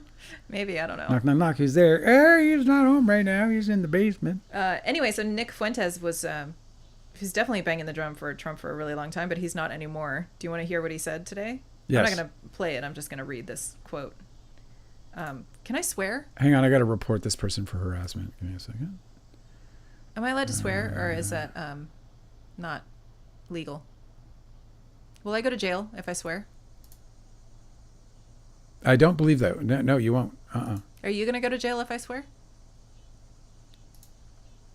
Report. No. Okay. Let me just ban Kevin Conley. I'm sorry. These people, we got to get a moderator because we got these like people who are trying to ruin our live, Please swear. Go ahead. Okay. Yeah. So Nick Fuentes said this on his, he has like this live stream podcast. Yeah. It's so strange. He wears like a suit and he's like in this little set, like he's just like hosting a nighttime talk show. It's very strange. Anyway, he said, this is vulgar. He said, fuck you. He's ranting about Trump. He said, fuck you. You suck. You're fat. You're a joke. You're stupid. You're not funny. This entire thing has been a scam. We're going to look back at MAGA movement as the biggest scam in history. The liberals were right. We will see Trump as a scam artist. Yep. What the fuck? Yeah, so this is what's happening. I don't understand. Dude, this guy is saying that? To me, this is Pluto in Aquarius, killing old ideas and bringing in and ushering in brand new ways of thought and expanded thinking. And sometimes when we think about these things, we on a mundane level, we think about them more from like like a normal level. But there are people right now who are going to be waking up. They're going to wake up to January 6th. They're going to wake up to all of it. And that they were just being used. Yes, and then they're going to be looking at these, who did it to them, because they're going to feel like victims, and they were, and they're going to be like, who did it to me? And it's Candace Owens, right? It's Alex Jones, right? It's Fox News, it's Tucker Carlson, it's all of these fucking people, right? And so it's just an exciting thing because this is another way that this gets exposed, because a lot of these rabid Baldoni folks are very similar to the right wing. These alt-right, I call them, I guess, alt-right, like radical, like internet presence. I don't know how to put them. You know, I just can't. They're really disturbing. They're really fucking disturbing. I know. I wonder what's going to happen because they like to follow somebody. So who's going to rise up in his place? You know. Yeah, exactly. That's so interesting that you said it. You thought it was Pluto and Aquarius because to me it seems like we just got Uranus moved into Gemini. Yeah. And so that is a very communicative air sign that likes to share ideas. And Uranus is known as it's kind of like the Prometheus archetype, like the light bringer, like a breakthrough revolutionary energy. So if you think about like a breakthrough in ideas, a breakthrough in communication, for sure, these people are finally like hearing truth that they didn't hear before, just like Prometheus, gives the flame. It's just like, who knows, man? So this could be like a huge awakening in the American, collective psyche. I hope so. It's long overdue, for sure. Who's woke now? You know what I mean? You guys are waking up. Yeah, it's so funny. Like maybe they'll start to understand things like what woke really meant and why it was important. No, but seriously, you say they'll just distort it anyway because they just don't. I don't think so. I don't think so. I think that there's see, I'm open to amending. I'm open to the idea that there's some healing that can happen, and I'm down for it. Like I'm down to look across the table because I used to be able to look across the table and see a Republican or see somebody who differed just in general in some of the feelings and beliefs that I had. I don't consider myself a Democrat whatsoever. I can't really identify myself in this country politically beyond the idea that I am definitely more progressive. Mm-hmm. But both parties have disappointed me so tremendously, and so I'm eager to see those with whom I've had the most probably difference with that kind of starts to mend a little bit. Like I love the idea that we can actually start having a conversation where we can, because the truth is like, if you talk to most people who are on the left, you're going to learn a lot of people who are not diehard for particular candidates. In fact, No, of course not. Yeah. I think that the biggest potential for this is that when we take down all of if we stop doing all of this fucking bullshit culture war stuff, we might see ourselves as like one class. Like I really feel like the end goal of any of these sorts of like awakening movements is to reconstitute our working class, right? Like working class solidarity is the most powerful thing, the most powerful ideology that you could have in American politics. Working class solidarity, where you guys all learn how to punch up together. Yeah, that's the only way that anything might actually get done. So I just feel like anytime that these guys like stop with the fucking culture war shit and start seeing their neighbors as their allies instead of like somebody to judge or somebody to fear or somebody to fucking deport or something, right? Then we might actually get someplace. Yeah. That's my soapbox. I like it. I like what you're saying. I like every word of it. By the way, just for you guys in chat, in the YouTube chat, that was not Artie Robb, nor was that Kevin Connolly. And that's why they're banned. Imposters. I have to figure out how to like permanently I want to perma-ban some people, Well, bro. you can't if they have all these like alternative accounts. They just like I could just keep going. But anyway, it's obnoxious. I spoke to RD yesterday, as a matter of fact. So believe me, I know it's not RD. Okay, moving on. So frustrating. Yeah, it does. They're just trying to ruin our good time, but they're not gonna do it. I'm having a fucking ball. Fuck you. So unbelievable. Where were we before we got distracted? Oh no, I think we're ready to move on to a new topic. If you want. I just think it's like a really unbelievable development for them. I think. Well, it's not maybe not unbelievable, but I think it's a really strong development, and I don't think it's like earth shattering. But I think that document in general is like a really good sign because it's, I think, a puzzle piece. I don't think it tells a story. I think it tells a part of a story that people have been lying about or evading, in particular, our men in Texas. And it also gave me this encouraging moment, by the way, this document, which was like I'd wondered to myself like whether or not she's going to pursue it in Texas. And I think this document makes her have to. I mean, we'll see if she actually does. But I just feel like, I mean, there it is, man. It's right there. They're talking. What you want is in that building. Go get it. You know, what Blake Lively wants is in that building. Go get it. You know, the evidence. Mm-hmm. So I hope she'll take this thing to Texas because I don't think that she'll amend by July 31st to the judge's satisfaction. I don't think that she should try to amend to argue jurisdiction in New York. Right. I don't think I don't think she has a strong argument for that. I always thought that he was going to win on that. But he could, she could take it to California. Yeah. He'll do another jurisdiction fight. If she doesn't want to have another jurisdiction fight, I don't know that she'd lose the one in California, but if she just doesn't want to bother with that, then she should go to Texas because he does not have a jurisdictional argument there. Like that is definitely no Texas. She can his sue him in. jurisdiction. Yeah, she can sue him in Texas. Obviously, it would be probably ideal if she could reel this thing into California, but I doubt that she'll get jurisdiction there as well. So The dog is dreaming. dog is dreaming. We're about to. I just wish I could be there every time we have a dog that kicks into a dream and they're running and barking. I want to know, like, is it a bad situation? Is it a good situation? Like, I immediately think it's a good situation. They all seem very happy when they're barking and running. It's like they're like, I'm with my dog friends. We're fence fighting. I know, but like they could be in like a horror movie right now. I know, that's the other thing. It's like they could be. Guilty Angel said that Diddy is getting sentenced in October. Yeah, that's right. Yeah, I knew that. I think I said it once on this channel. I'm here's the thing about Diddy's sentencing is that, we went off about it. The prosecution, they're asking for half of the max. What the fuck is going on? And he's gonna have a year served. That's suspicious. I saw one. I agree. I saw one legal pundit say that they believe he won't get any more than 18 months. If that's the case, he'll be out of jail by 2026. He'll be out like in the first of the new year. Is he a felon? Are those felonies? Yes, he's a felon. Okay. He's a felon. He's going to have years of probation. He's definitely not in a good spot, but he's in a great spot. He was facing life. He's in an amazing spot. That dude's going to be eating ice cream and shit in like a few months. Obnoxious about it too. You think so? Yeah, he's just, he feels fucking... I think he's going to text Leo and be like, so... He feels like Teflon. He's not going to have any of the same friends. Like, he'll never throw another one of those parties again. Absolutely. Everybody deleted them from their phones. Yeah, absolutely. Like, Nobody... Did he know? Did he know? Did he know? Did he know? All of his throwaways. Nope. Because listen, if the federal prosecutors are helping him not do the maximum jail time, then everybody's going to believe, especially in the culture of like rap and like, big crime shit that they're always singing about. They're all going to believe that he's a Fed now. They're all going to believe that he's like cooperating. Nobody's going to touch him anymore. Well, here's my theory. Let's bite this one off. Okay. They promised huge people going down. And the names that were going around, the biggest people that were going around were obviously Leo and Kevin Hart and LeBron James, right? All these giant people.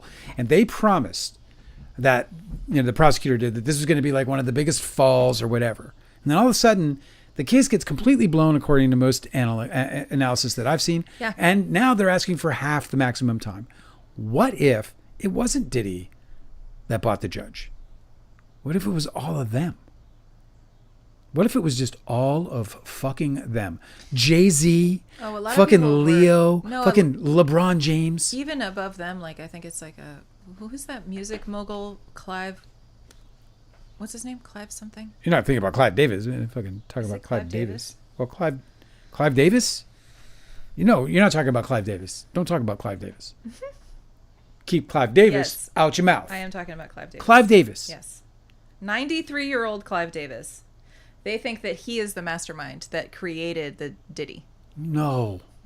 Yes. No, don't. You're ruining my fucking night, Angela. Do you know who that is? Yes, I know who that is. Do you know who he is? I couldn't remember his name, but yeah, I know who he is. That guy's like, he made the greatest Miles Davis albums on the planet. I know. Oh wait, maybe that was Gil Evans.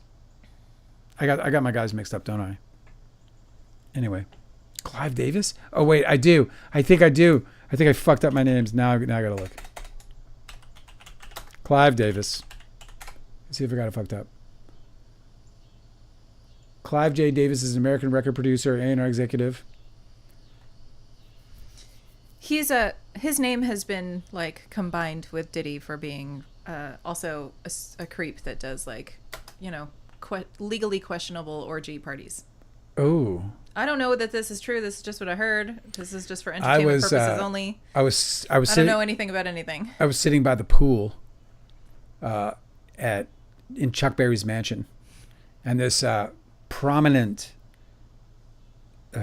music video director comes up to me and he says, "You want to go to a party tonight? Want to come to a party tonight?" And I was like, "Yeah, I mean, what's going on?" And then he described an orgy.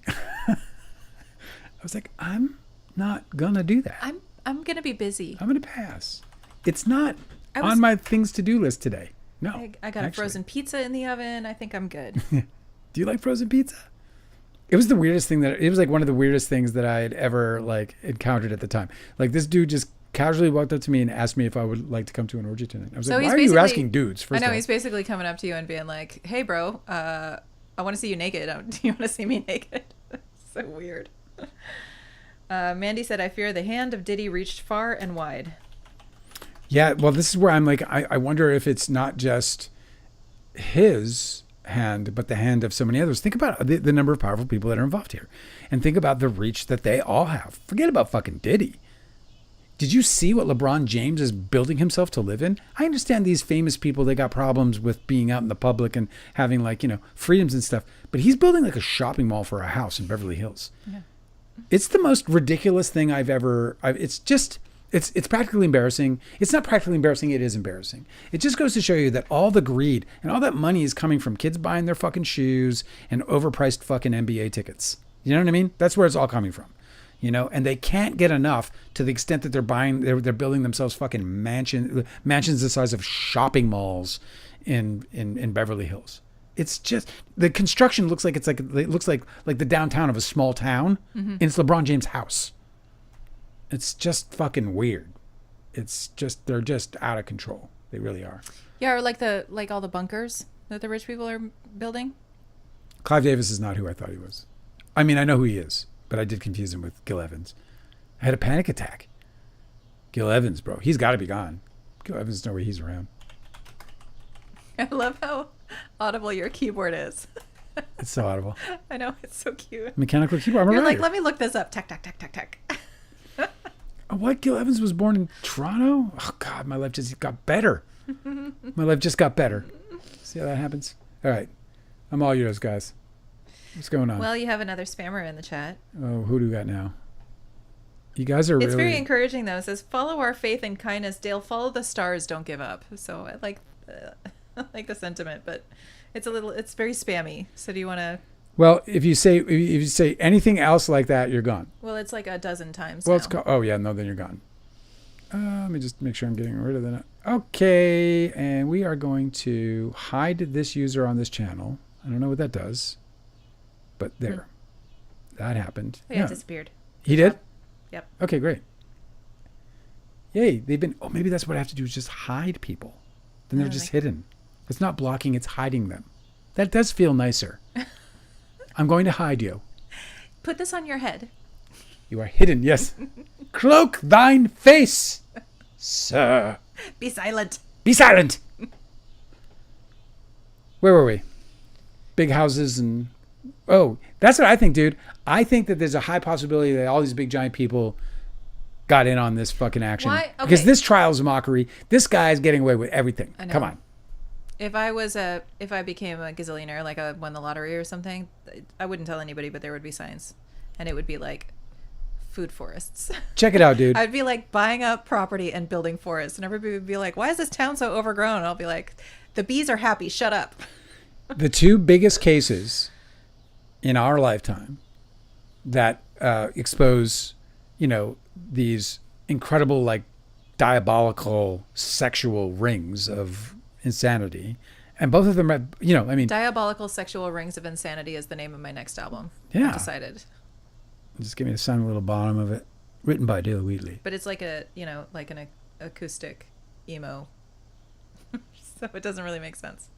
Yeah. So you're saying the two cases? Yeah. The big cases in our lifetime? Yeah. What were they? Epstein and Diddy. And everybody involved are getting away with it. Except Ghislaine. The only one that's going down. Two biggest cases of where it's just like, where it's grotesquely in our face. And they're all getting away with it. Boy, the money, man, it works, man. Money just buys shit. It's so weird because it's not really that important. Like when you think about money and what you get for it, like all you're getting is like nice things. Like who gives a flying fuck? Nice things. That's what you get. Nice things. Like it's the most temporary shit ever. Like has everybody lost their souls? Like is there no soul left in anybody? Like what the fuck? Well, my superstitious belief about this is that it's a Wendigo possession. Oh, okay. Yeah, I like that.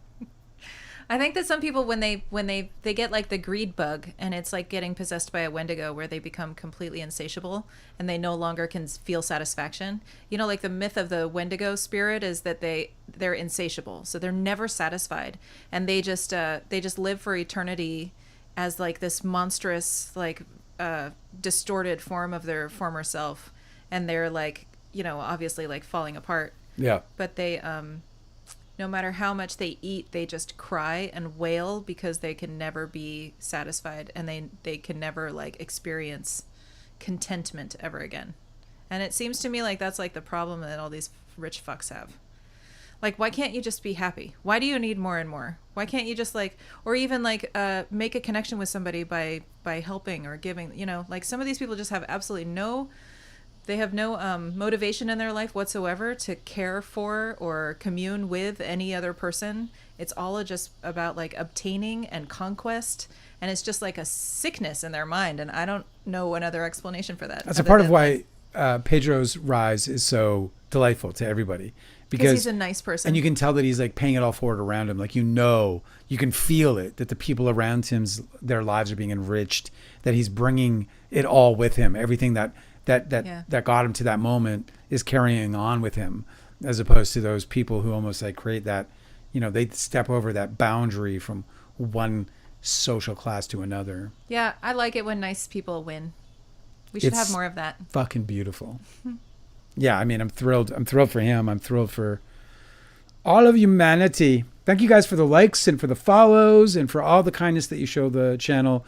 Mostly thank you for being here, because I just have such a fun time with you guys. You guys are just a fucking There's an imposter in your chat who is posing as your brother. Oh, another one? Yeah. Yeah, these guys are harassing me. I'm going to have to just contact, you know. Yeah, Claire, that person's fake. You're really mean. I just want you to know that, whoever you are. It's a super mean thing to do. You're just a terrible, mean person. And... you know, it's okay, I guess, that you do that, but I just want you to know that I know how horrible and mean you are, and now you're being hidden. I don't know why people don't do better things with their time. It really does like stun me. Every time I see it, I'm like, you could be doing something so much nicer. I immediately suspect that they're working for Leo. Just to like confuse things? Yes. Like just put sugar in your gas tank? Yes. Yeah, it's just about coming here and sabotaging our time. It's so lame. Like, I think I mean, I don't know that it's got anything to do with that, but why my brother? Yeah. My brother. Well, don't let it get under your skin, or else they win, right? I'm not, it's not under my skin. Your pupils get a little dilated when you get pissed. I know I'm getting spammed, get Mandy. Punchy. You know what? You haven't lived until you've been spammed, okay? I always knew I'd be somebody.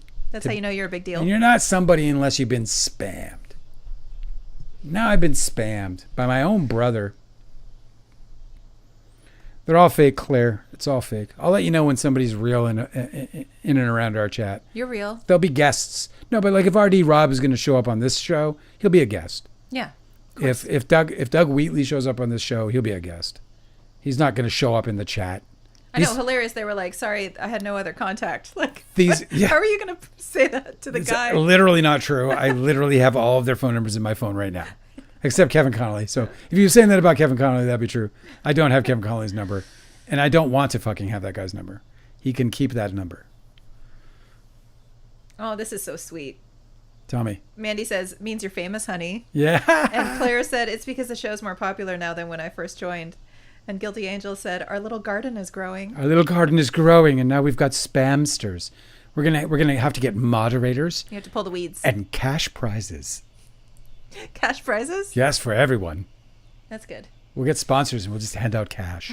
Dale, I have a problem. I feel like I've had to sneeze for like the last 20 minutes, and I'm just trying to like keep... Is it like a sinus burn?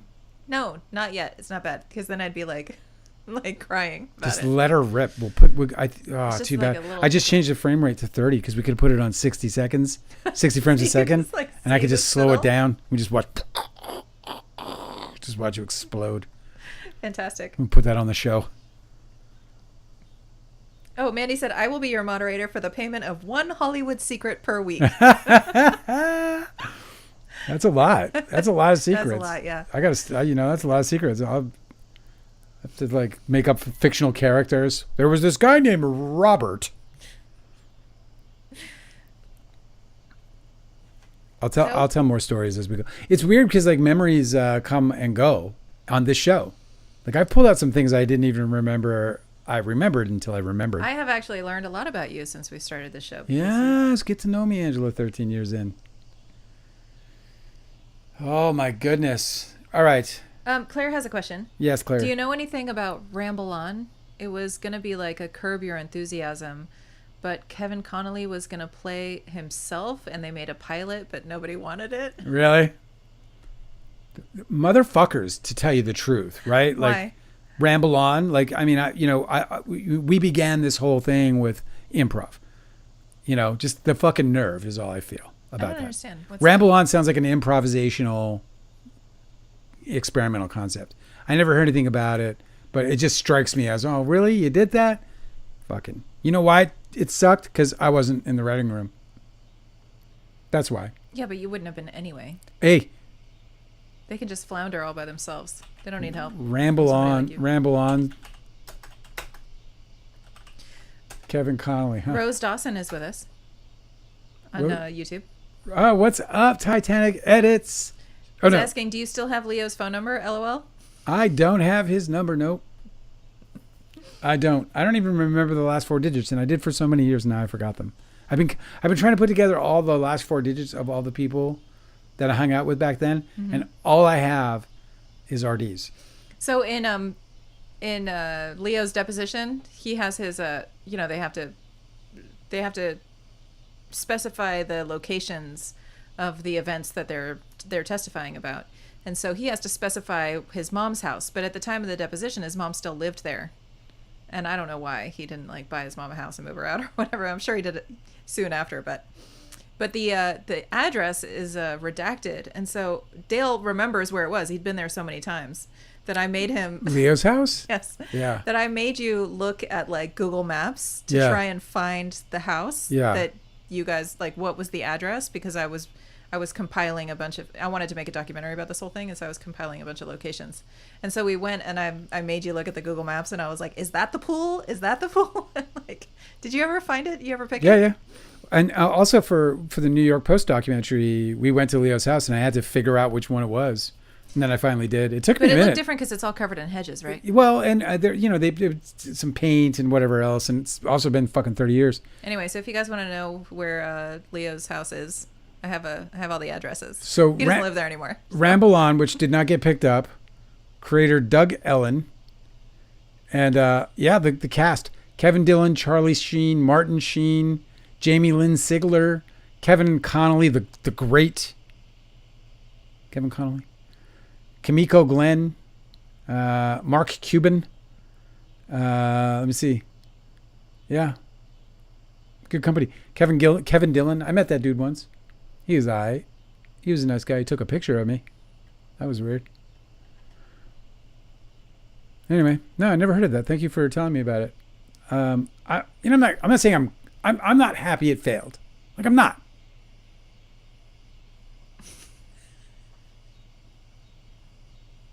You're not? No. Not one bit.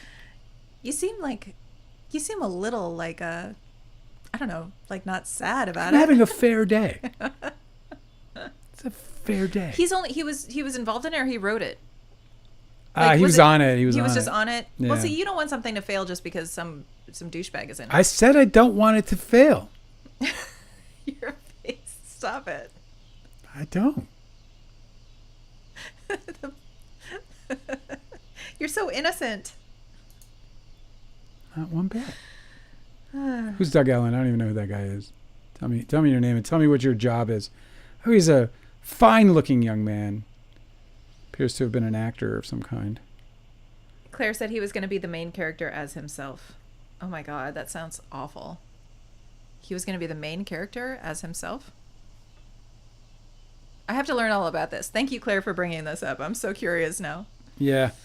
You know, the thing about Kevin Connolly is like I imagine he's probably got the same amount of wit and charm, frankly, that he had when we were hanging out. And he is like, he takes over the room and often, and or just grabs significant moments in evenings and so on and so forth. So it's very believable for him to think that he could just like, I could carry everything, I'm the guy. But I don't think he translates so well to the screen, to any screen. Right. He's fine, but he's much smaller. He's like that guy on the screen. Yeah. He's just smaller. Like in real life, like Kevin Connolly is much bigger than he actually is. Artie Rob's the same way. These guys are, like, generally speaking, in stature, small guys, but they're big dudes, like in person, in terms of their personality and really even their like presence and strength, really, But on camera, I think personally that they both come off as like teeny weenies.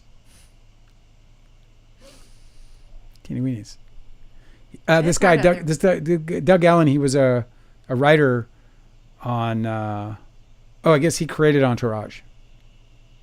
Oh, okay. So they're just trying to like get the band back together. I love you, Kevin Connolly, and I want to make another project with you. So I've been thinking, I can't think about like, really, you can't play a character. Let's face it. So what if we just, here's my pitch. You only ever just play yourself anyway. You can only really play yourself. You've had the same haircut since you were 7. So you haven't changed. You're almost, 50 or in your 50s already? And how about you just play yourself there, Kevin? I think we can sell that. What do you think? I do feel a little bit mean, like, making fun of him. Like, I'm laughing a whole lot at every time that you ridicule him. Do you know how many bad things that guy said about me in his lifetime? No, I know. And I also, like, I have to remind myself, like, I read everything he said in his deposition. And he was a real, like, shameless... Nasty. Really just nasty dude. Total asshole. And completely had no shame about having a very central role in the destruction of his friends' lives. Hey, listen. So he's just not a good person. That motherfucker ruined my life. He cost me millions of dollars. Yeah. I don't have to apologize to anybody calling that guy a piece of shit. Yeah, right.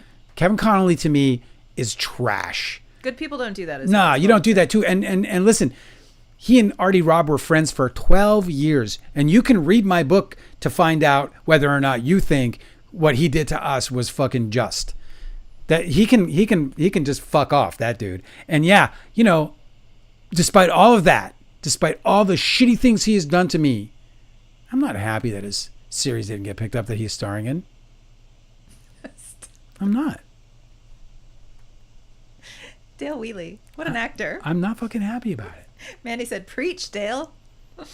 Yeah, dude, I ain't got to think. Some people are like, what about taking the high road? No, fuck take the high road. I tried to take the high road for 30 years, bro. I'm done taking the high road. These guys are fucking dirt pigs. And I'm going to talk about it for the rest of my life. And it's probably not that long. So, I mean, there's that. Although I think I'm going to live at least another 30. I'm going to write more books too. You'll see. I'm addicted to writing books now. Clive Davis is 93. Yeah, I know him. And he's fucking, that.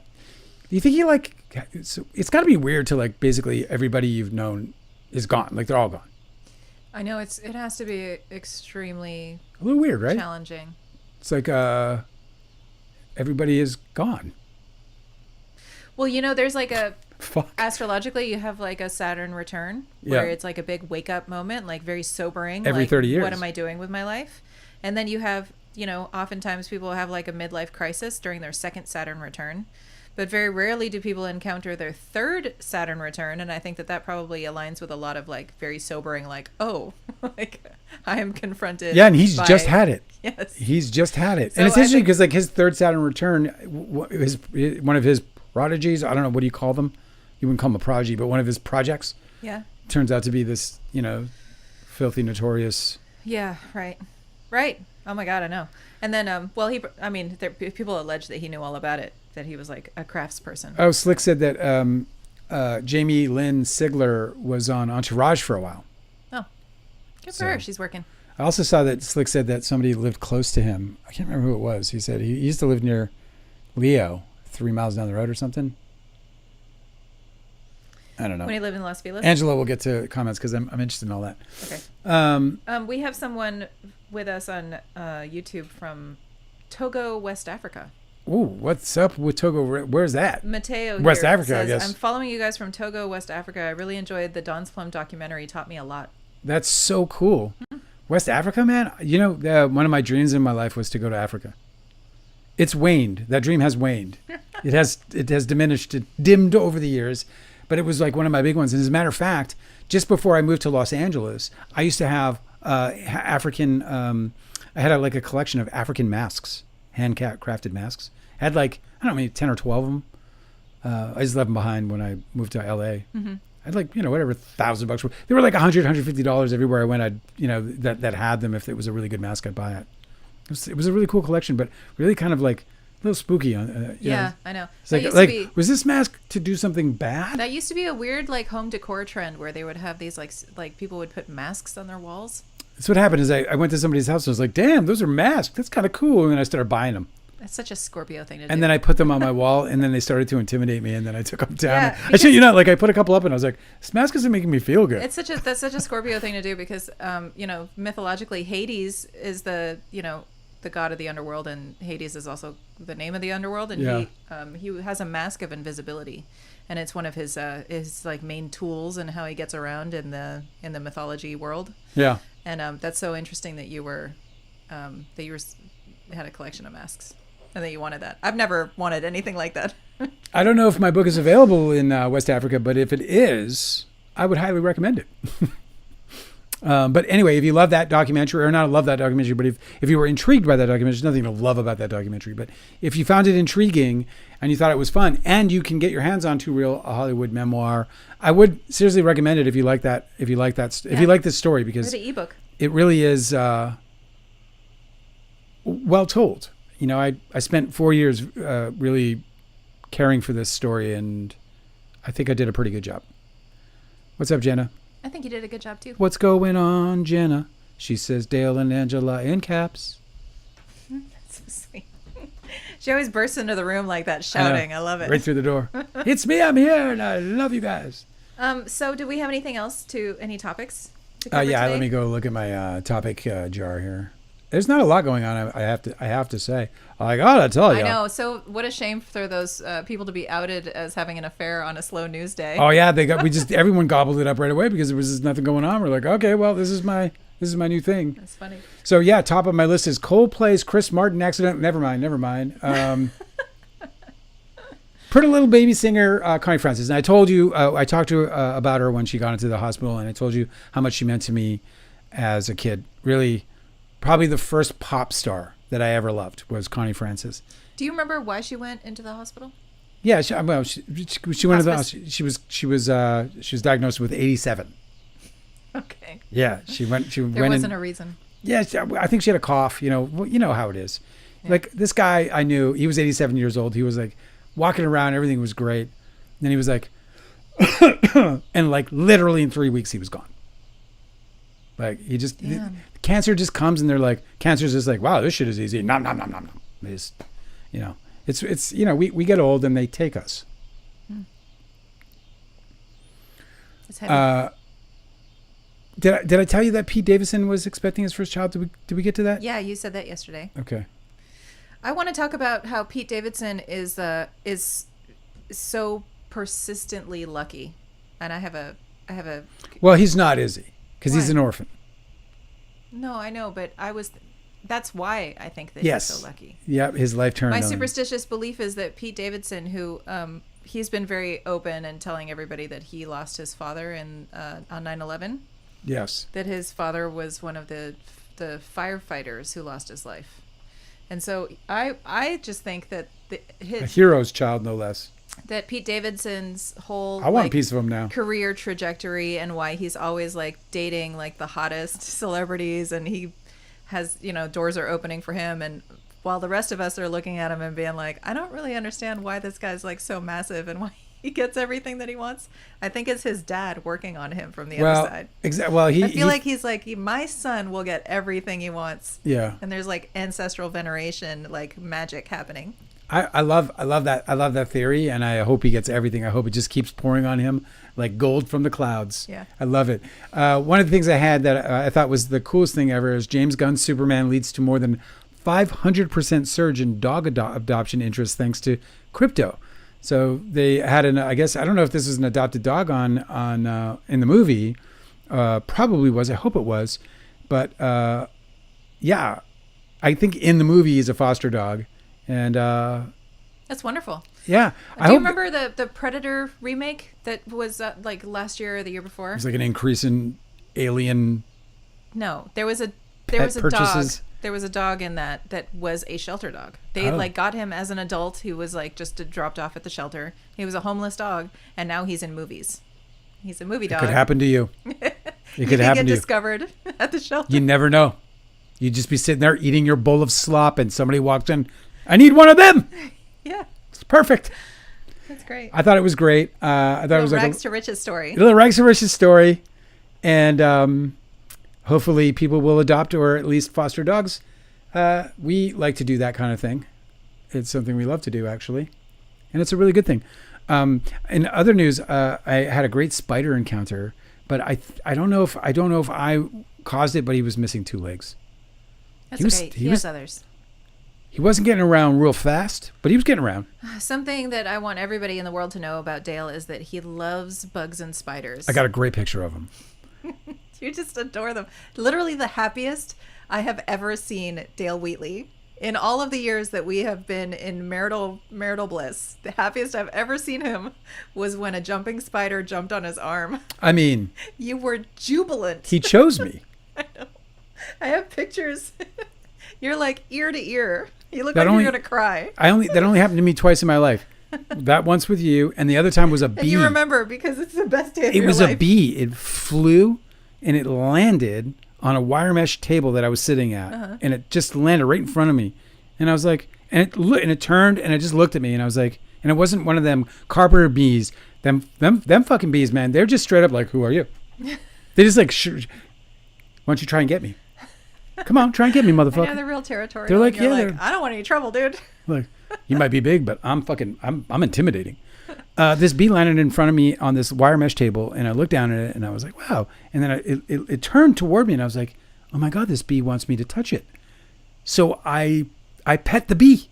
I just started petting the bee, and I just sat there, and I just pet it for like, I don't know, maybe 5 seconds. Just like, zoop, zoop, zoop, and then it went, and it buzzed off. No one died that I know of that I loved. That's amazing. Loved me. Just 2 moments. I never petted a bee. I pet the bee. I never tried to pet a bee. Maybe I could have if I wanted. Little velvet back. Really? Yeah. You remember how he felt? Yeah, it was like a little velvety back, little furry type back. What? Yeah. You're like a Disney princess, Dale. I think you're right. One slipper and everything. What do you want to watch this weekend? You guys got suggestions? We're looking for movies. I know Pearl's on the list. Well, Mateo is saying, and I'm ready for Pearl. Mateo is saying that Pete Davidson got Bill Burr to play his father a few years ago. That is in a movie called The King of Staten Island. Do you want to watch that? Yeah, I would love to see that. Okay, cool. Bill Burr's my favorite. I love him. Thanks, Mateo. We're gonna watch every time that I movie. make my stupid voice, I think, oh, people are gonna know that I love Bill Burr. Bill Burr's lovable. He's one of my favorites. He probably doesn't like to admit that he's lovable, but I think he knows. Of the elderly, I often call them any dayers as a sarcastic joke, but it's not meant as a bad thing at all. It's just like, especially like when they get sick, like my dad, my mom, they're any dayers, they're like, you don't know. They wake up. I got the idea of saying that from people who are like, they wake up and they're like, glad to be here. That's a fucking any dayer. You know what I'm saying? Yeah. And Artie's dad passed sadly, but he was, lived a very long life into his mid 90s. This guy, so he's that's expected. Yeah, very very big long life. So although sad, expected. And so, but I reached out to Artie and I was like, hey, I'm sorry that Rodney passed. And Rodney and I knew each other very well and were friends for many years until we fell out in the end over all of this. And but Artie's response was like, I was just thinking about. He was like, I wanted to reach out to you because I was just thinking about how like it was like I don't know maybe 10 or 12 years ago, and my dad got a little sick and I got all worried. And you're like, Artie, you got to get used to the idea that he's an any dayer, and that was 12 years. Some friend, bro. Oh yeah, but it was well within the context of our relationship. Yeah, no, I know, of course. But I said to him, no, I don't think you're being insensitive. But no, I mean it sounds insensitive, but it's contextually not so much. And but then I said to him yesterday, I was like, yeah, we're all any dayers, man. Watch Bill Burr's special, tell you all about it. Yeah, we're in the drop dead years, and then you get past the drop dead years, and then now you can go on another run for like a good 10 or 15. You know what I mean? If you don't fall and break your hip, right? If you can just, not get on anything too narrow, You should be all right. Get all the way to like mid 70s, maybe even early 80s. It is my very favorite brand of comedy when they talk about mortality and make it funny. Yeah. Like Doug Stanhope talking about his mother passing on. One of the best bits ever. I know, it's amazing. It's amazing because he's telling the absolute worst story and he's making it hilarious. And then Bill Burr just like talking heartwarmingly beautiful. Yeah, I know. And they're talking about like this woman taking her life because of her terminal illness. It was wild and wonderful. Yeah, like Doug Stanhope throws like a little gathering, and he just made a comedy bit out of it, and I'm just like, that's brilliant. Like I wouldn't even know where to start to do something like that. And Bill Burr's got it too, you know, where he can talk about mortality and make it funny. You know, it's really awesome talent. I think generally people should talk more about mortality. There's this really awesome concept. Have you ever heard of the death cafes? I've only read one book from Terry Pratchett called Mort, and I loved it. Oh, that's a cool title. I want to read everything from Terry Pratchett. I'm actually waiting for my opportunity to I'm going to buy everything in book. He has like 100 and some odd books, and I'm going to buy them all at once. I'm serious, and I'm gonna sit and I'm gonna read Terry Pratchett for the whole 6 months. When you win the lottery, you're not going to tell anybody, but there will be signs. Yeah, exactly. There'll be signs. People There's gonna be like truckload of books Terry Pratchett dropped books off at the house. What were you gonna say? I was gonna say, have you ever heard of the concept of death cafes? I may have. Tell me. Death cafes are so wonderful. Like it's basically like a people decide in a whatever neighborhood to get together and like have like tea at a coffee shop and like baked goods, and then they just get together and they talk about death. And it could be somebody who's like grieving, you know, so it could be a little bit of like a support group for that. But just generally, or somebody even dying, I would right. Just generally, people talk about mortality and death, and I just feel like it's so smart and so needed, because entirely too much of our culture is just like so focused on stuffing that down and completely like eliminating any constructive conversation about this like super taboo but absolutely inevitable topic. I just feel like a lot of people really have a hard time orienting themselves around big grief when it happens, because nobody is prepared to ever encounter that subject. It's so taboo that we've just ruined our ability to contend with it. We watched those documentaries on death, and I loved them so much. And the one thing that it convinced me of was that if there is no such thing as heaven, or if there is no such thing as an afterlife of any sort, there is that space between the consciousness between our being in our bodies and our leaving our bodies. There's a space, there's a consciousness there that people who have been in that space and then come back to their bodies describe, and they describe it so similarly that it's beyond uncanny. It's empirical, in my opinion. Mm-hmm. You know, you can only have so much of it, and there are explanations, and you know, they talk about the brain living after the body has died, and you know, things firing and all this other stuff. And there's science behind the idea that this space, that I'm referring to, is superficial. It's in the mind. Yeah. I don't care, because that means that we've got some kind of mechanism in our body that delivers us the greatest experience of our entire life right at the end. And I'm so excited about that. Reward? It's like a big reward, dude. I'm so excited about this. Like, this is like a big pop, bro. We're just heading for the big O face is on the way. Have you ever finished one of those the big O face in the sky? Have you ever finished one of those like big old 8-bit video games? Have you ever finished one? Many. Okay, but you know how like they have like the big banner and like the little character goes like this? Yeah. It was like I mean, I'm 55 years old. I finished more of those than I finished any of the others. It's like that, but like game over, but you finished the game. It's like that, but for in real life. Exactly. Your consciousness just gives you like a burst of it's the last prize. The credits roll. It's so funny I say the credits roll, because a lot of these people talk about being in a room with ancestors they didn't even know, but that they knew that they were the ancestors of their family, of their lineage. So, let the credits roll. That's so interesting. Yeah, I don't know, man. I would probably be so obnoxious at a death cafe conversation, because I would just be talking about all of these like superstitions, you know. Man, he's asking if you've ever read I Who Have Never Known Man. I've heard of that, but I haven't read it. You think I should, huh? She said she thinks that you'll love it in caps. Oh, sweet. from this discussion, based on this discussion. We do love that sort of stuff. Just both of us. Something that we talk about. I love book recommendations. One of my stories that will be eventually adapted into a book is a supernatural love story.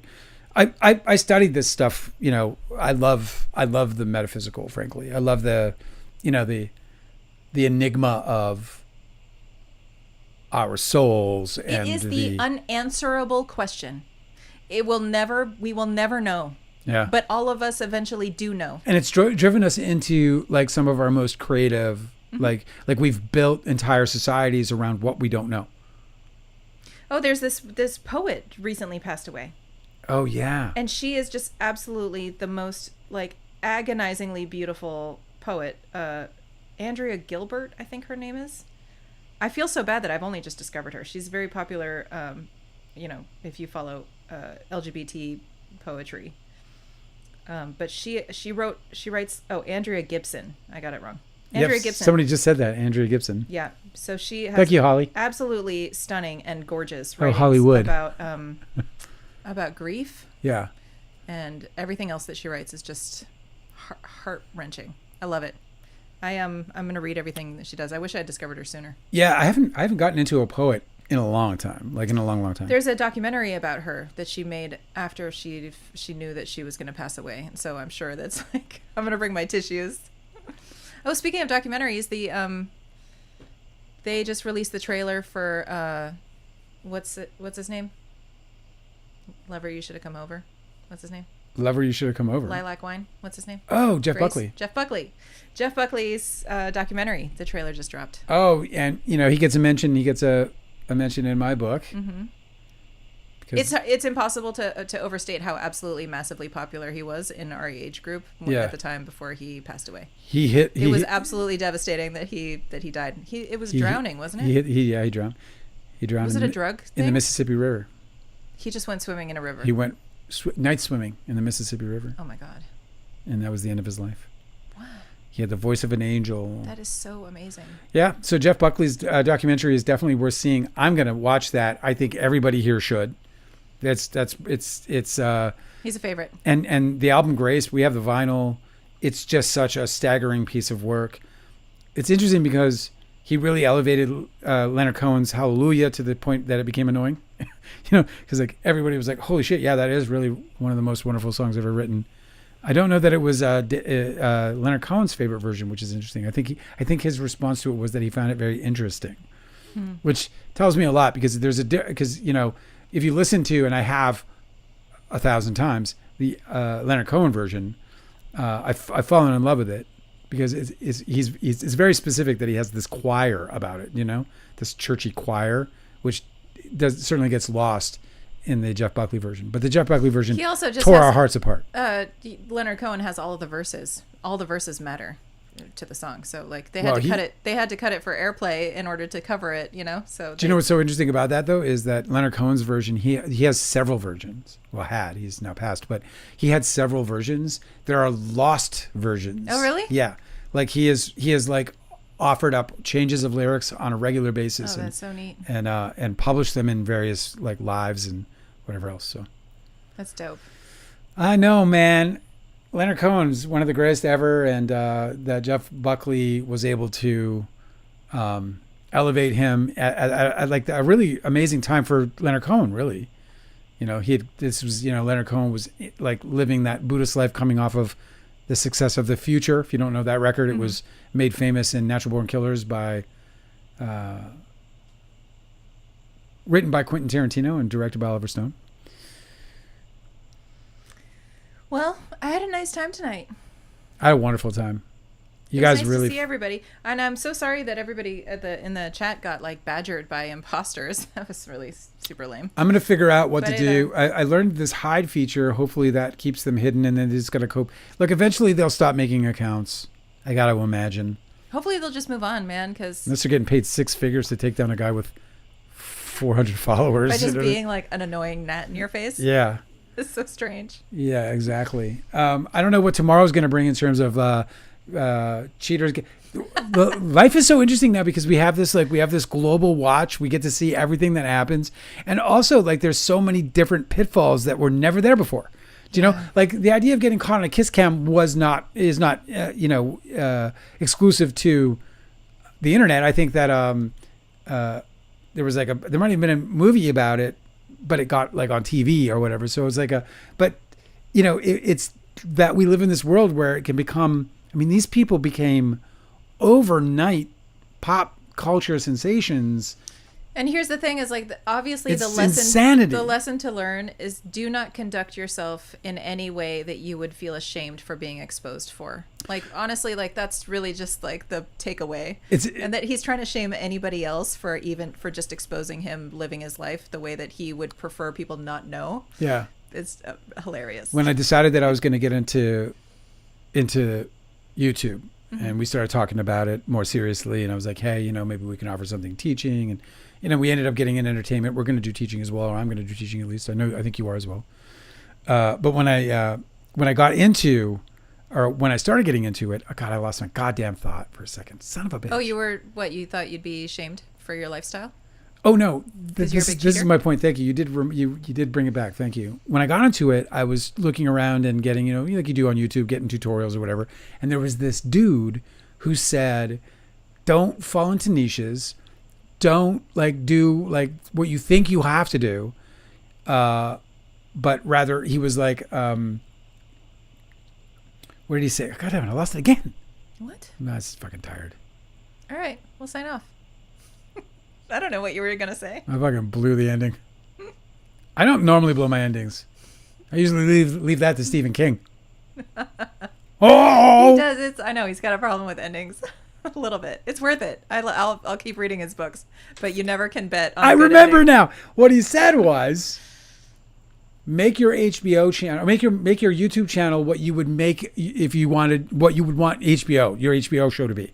Like, make your YouTube channel what you want your HBO show to be. Okay. In terms of attitude, in terms of what I'm saying? It's a really important. Treat it like it's your own HBO series. Exactly. Okay. Or just treat in terms of what you want to be, how you want to be, perceived, I suppose, or whatever. I want to be, it's not that I want to be perceived as an angry, scorned Hollywood blacklisted filmmaker who wants justice for people who get wronged in Hollywood, but it interests me. It gives me, I am passionate about the conversation. Well, that is a very it. unique role, but it also gives you the opportunity to draw people and then pivot to something you do want to talk about. And I just absolutely love hanging out with people and talking shit about whatever. I just do. We have a real good time about it. And I think every now and then we hit on notes. But anyway, I'm digressing. The point that I was making, or that I'd been trying to make and was falling, Humpty Dumpty out of my brain and smashing into glass, was that it's all about your authentic self. It really is. And we're moving closer and closer to that in life. I think we're toward that. That's going to be the big currency in our future times, our upcoming future times. Getting back to the authentic self. Because there's going to be so many AI generated, right. Or look, there's imposters in your fucking chat. People are going to be so sick of people being fake that I think being an authentic person who is showing your real life or real experience is going to be super, super valuable. That's going to be the currency in the future. Somebody asked in the chat if what I had against Christianity because I blocked that Christian person. What do you have against Christianity? And I just want to clarify. Have you read a history book? Well, I don't really have much against Christians. I'll say that. Christianity is another issue. Personally, my ancestors barely survived their lives being completely, obliterated by Christian. Where I was going was a little less controversial. I was just saying, history, I was just about to say I was just blocking a spammer. Yeah, for sure. You can be Christian, just don't spam Christianity in the channel. Do you know what I mean? It's just hilarious that they're we're not a Christian show. It's that of all the religions that they're picking Christianity as the one that's can't be criticized. Really? Rest in peace. Rest in peace, Connie Francis. If you want to hear a Connie Francis song tonight, that it would be so cinematic and that you can do really humorous things with, or even heart-wrenching things. Who's Sorry Now? Go listen to Connie Francis. Oh, I thought you said Who's Sorry Now. I was like, damn, Dale, that's Who's so Sorry callous. Now? She wrote these songs about. It's interesting because today's the perfect day for this. She wrote breakup songs? She wrote not just breakup songs. She wrote I Caught You Cheating on Me songs. Oh, fantastic. And Who's Sorry Now might have been one of those. But That's go check it out. title. Connie Francis, Who's Sorry Now. It's a beautiful old timey ballad, and but it's also like now you can see how you can use it retrospectively. You guys are amazing. So great to spend the evening with you. We will be back again tomorrow at 7:00. I hope you will join us. And until then, I bid you adieu and a great night. Good night. Good night, Angela. You bid them adieu? Yeah, that's what I said. I should have said that. Why?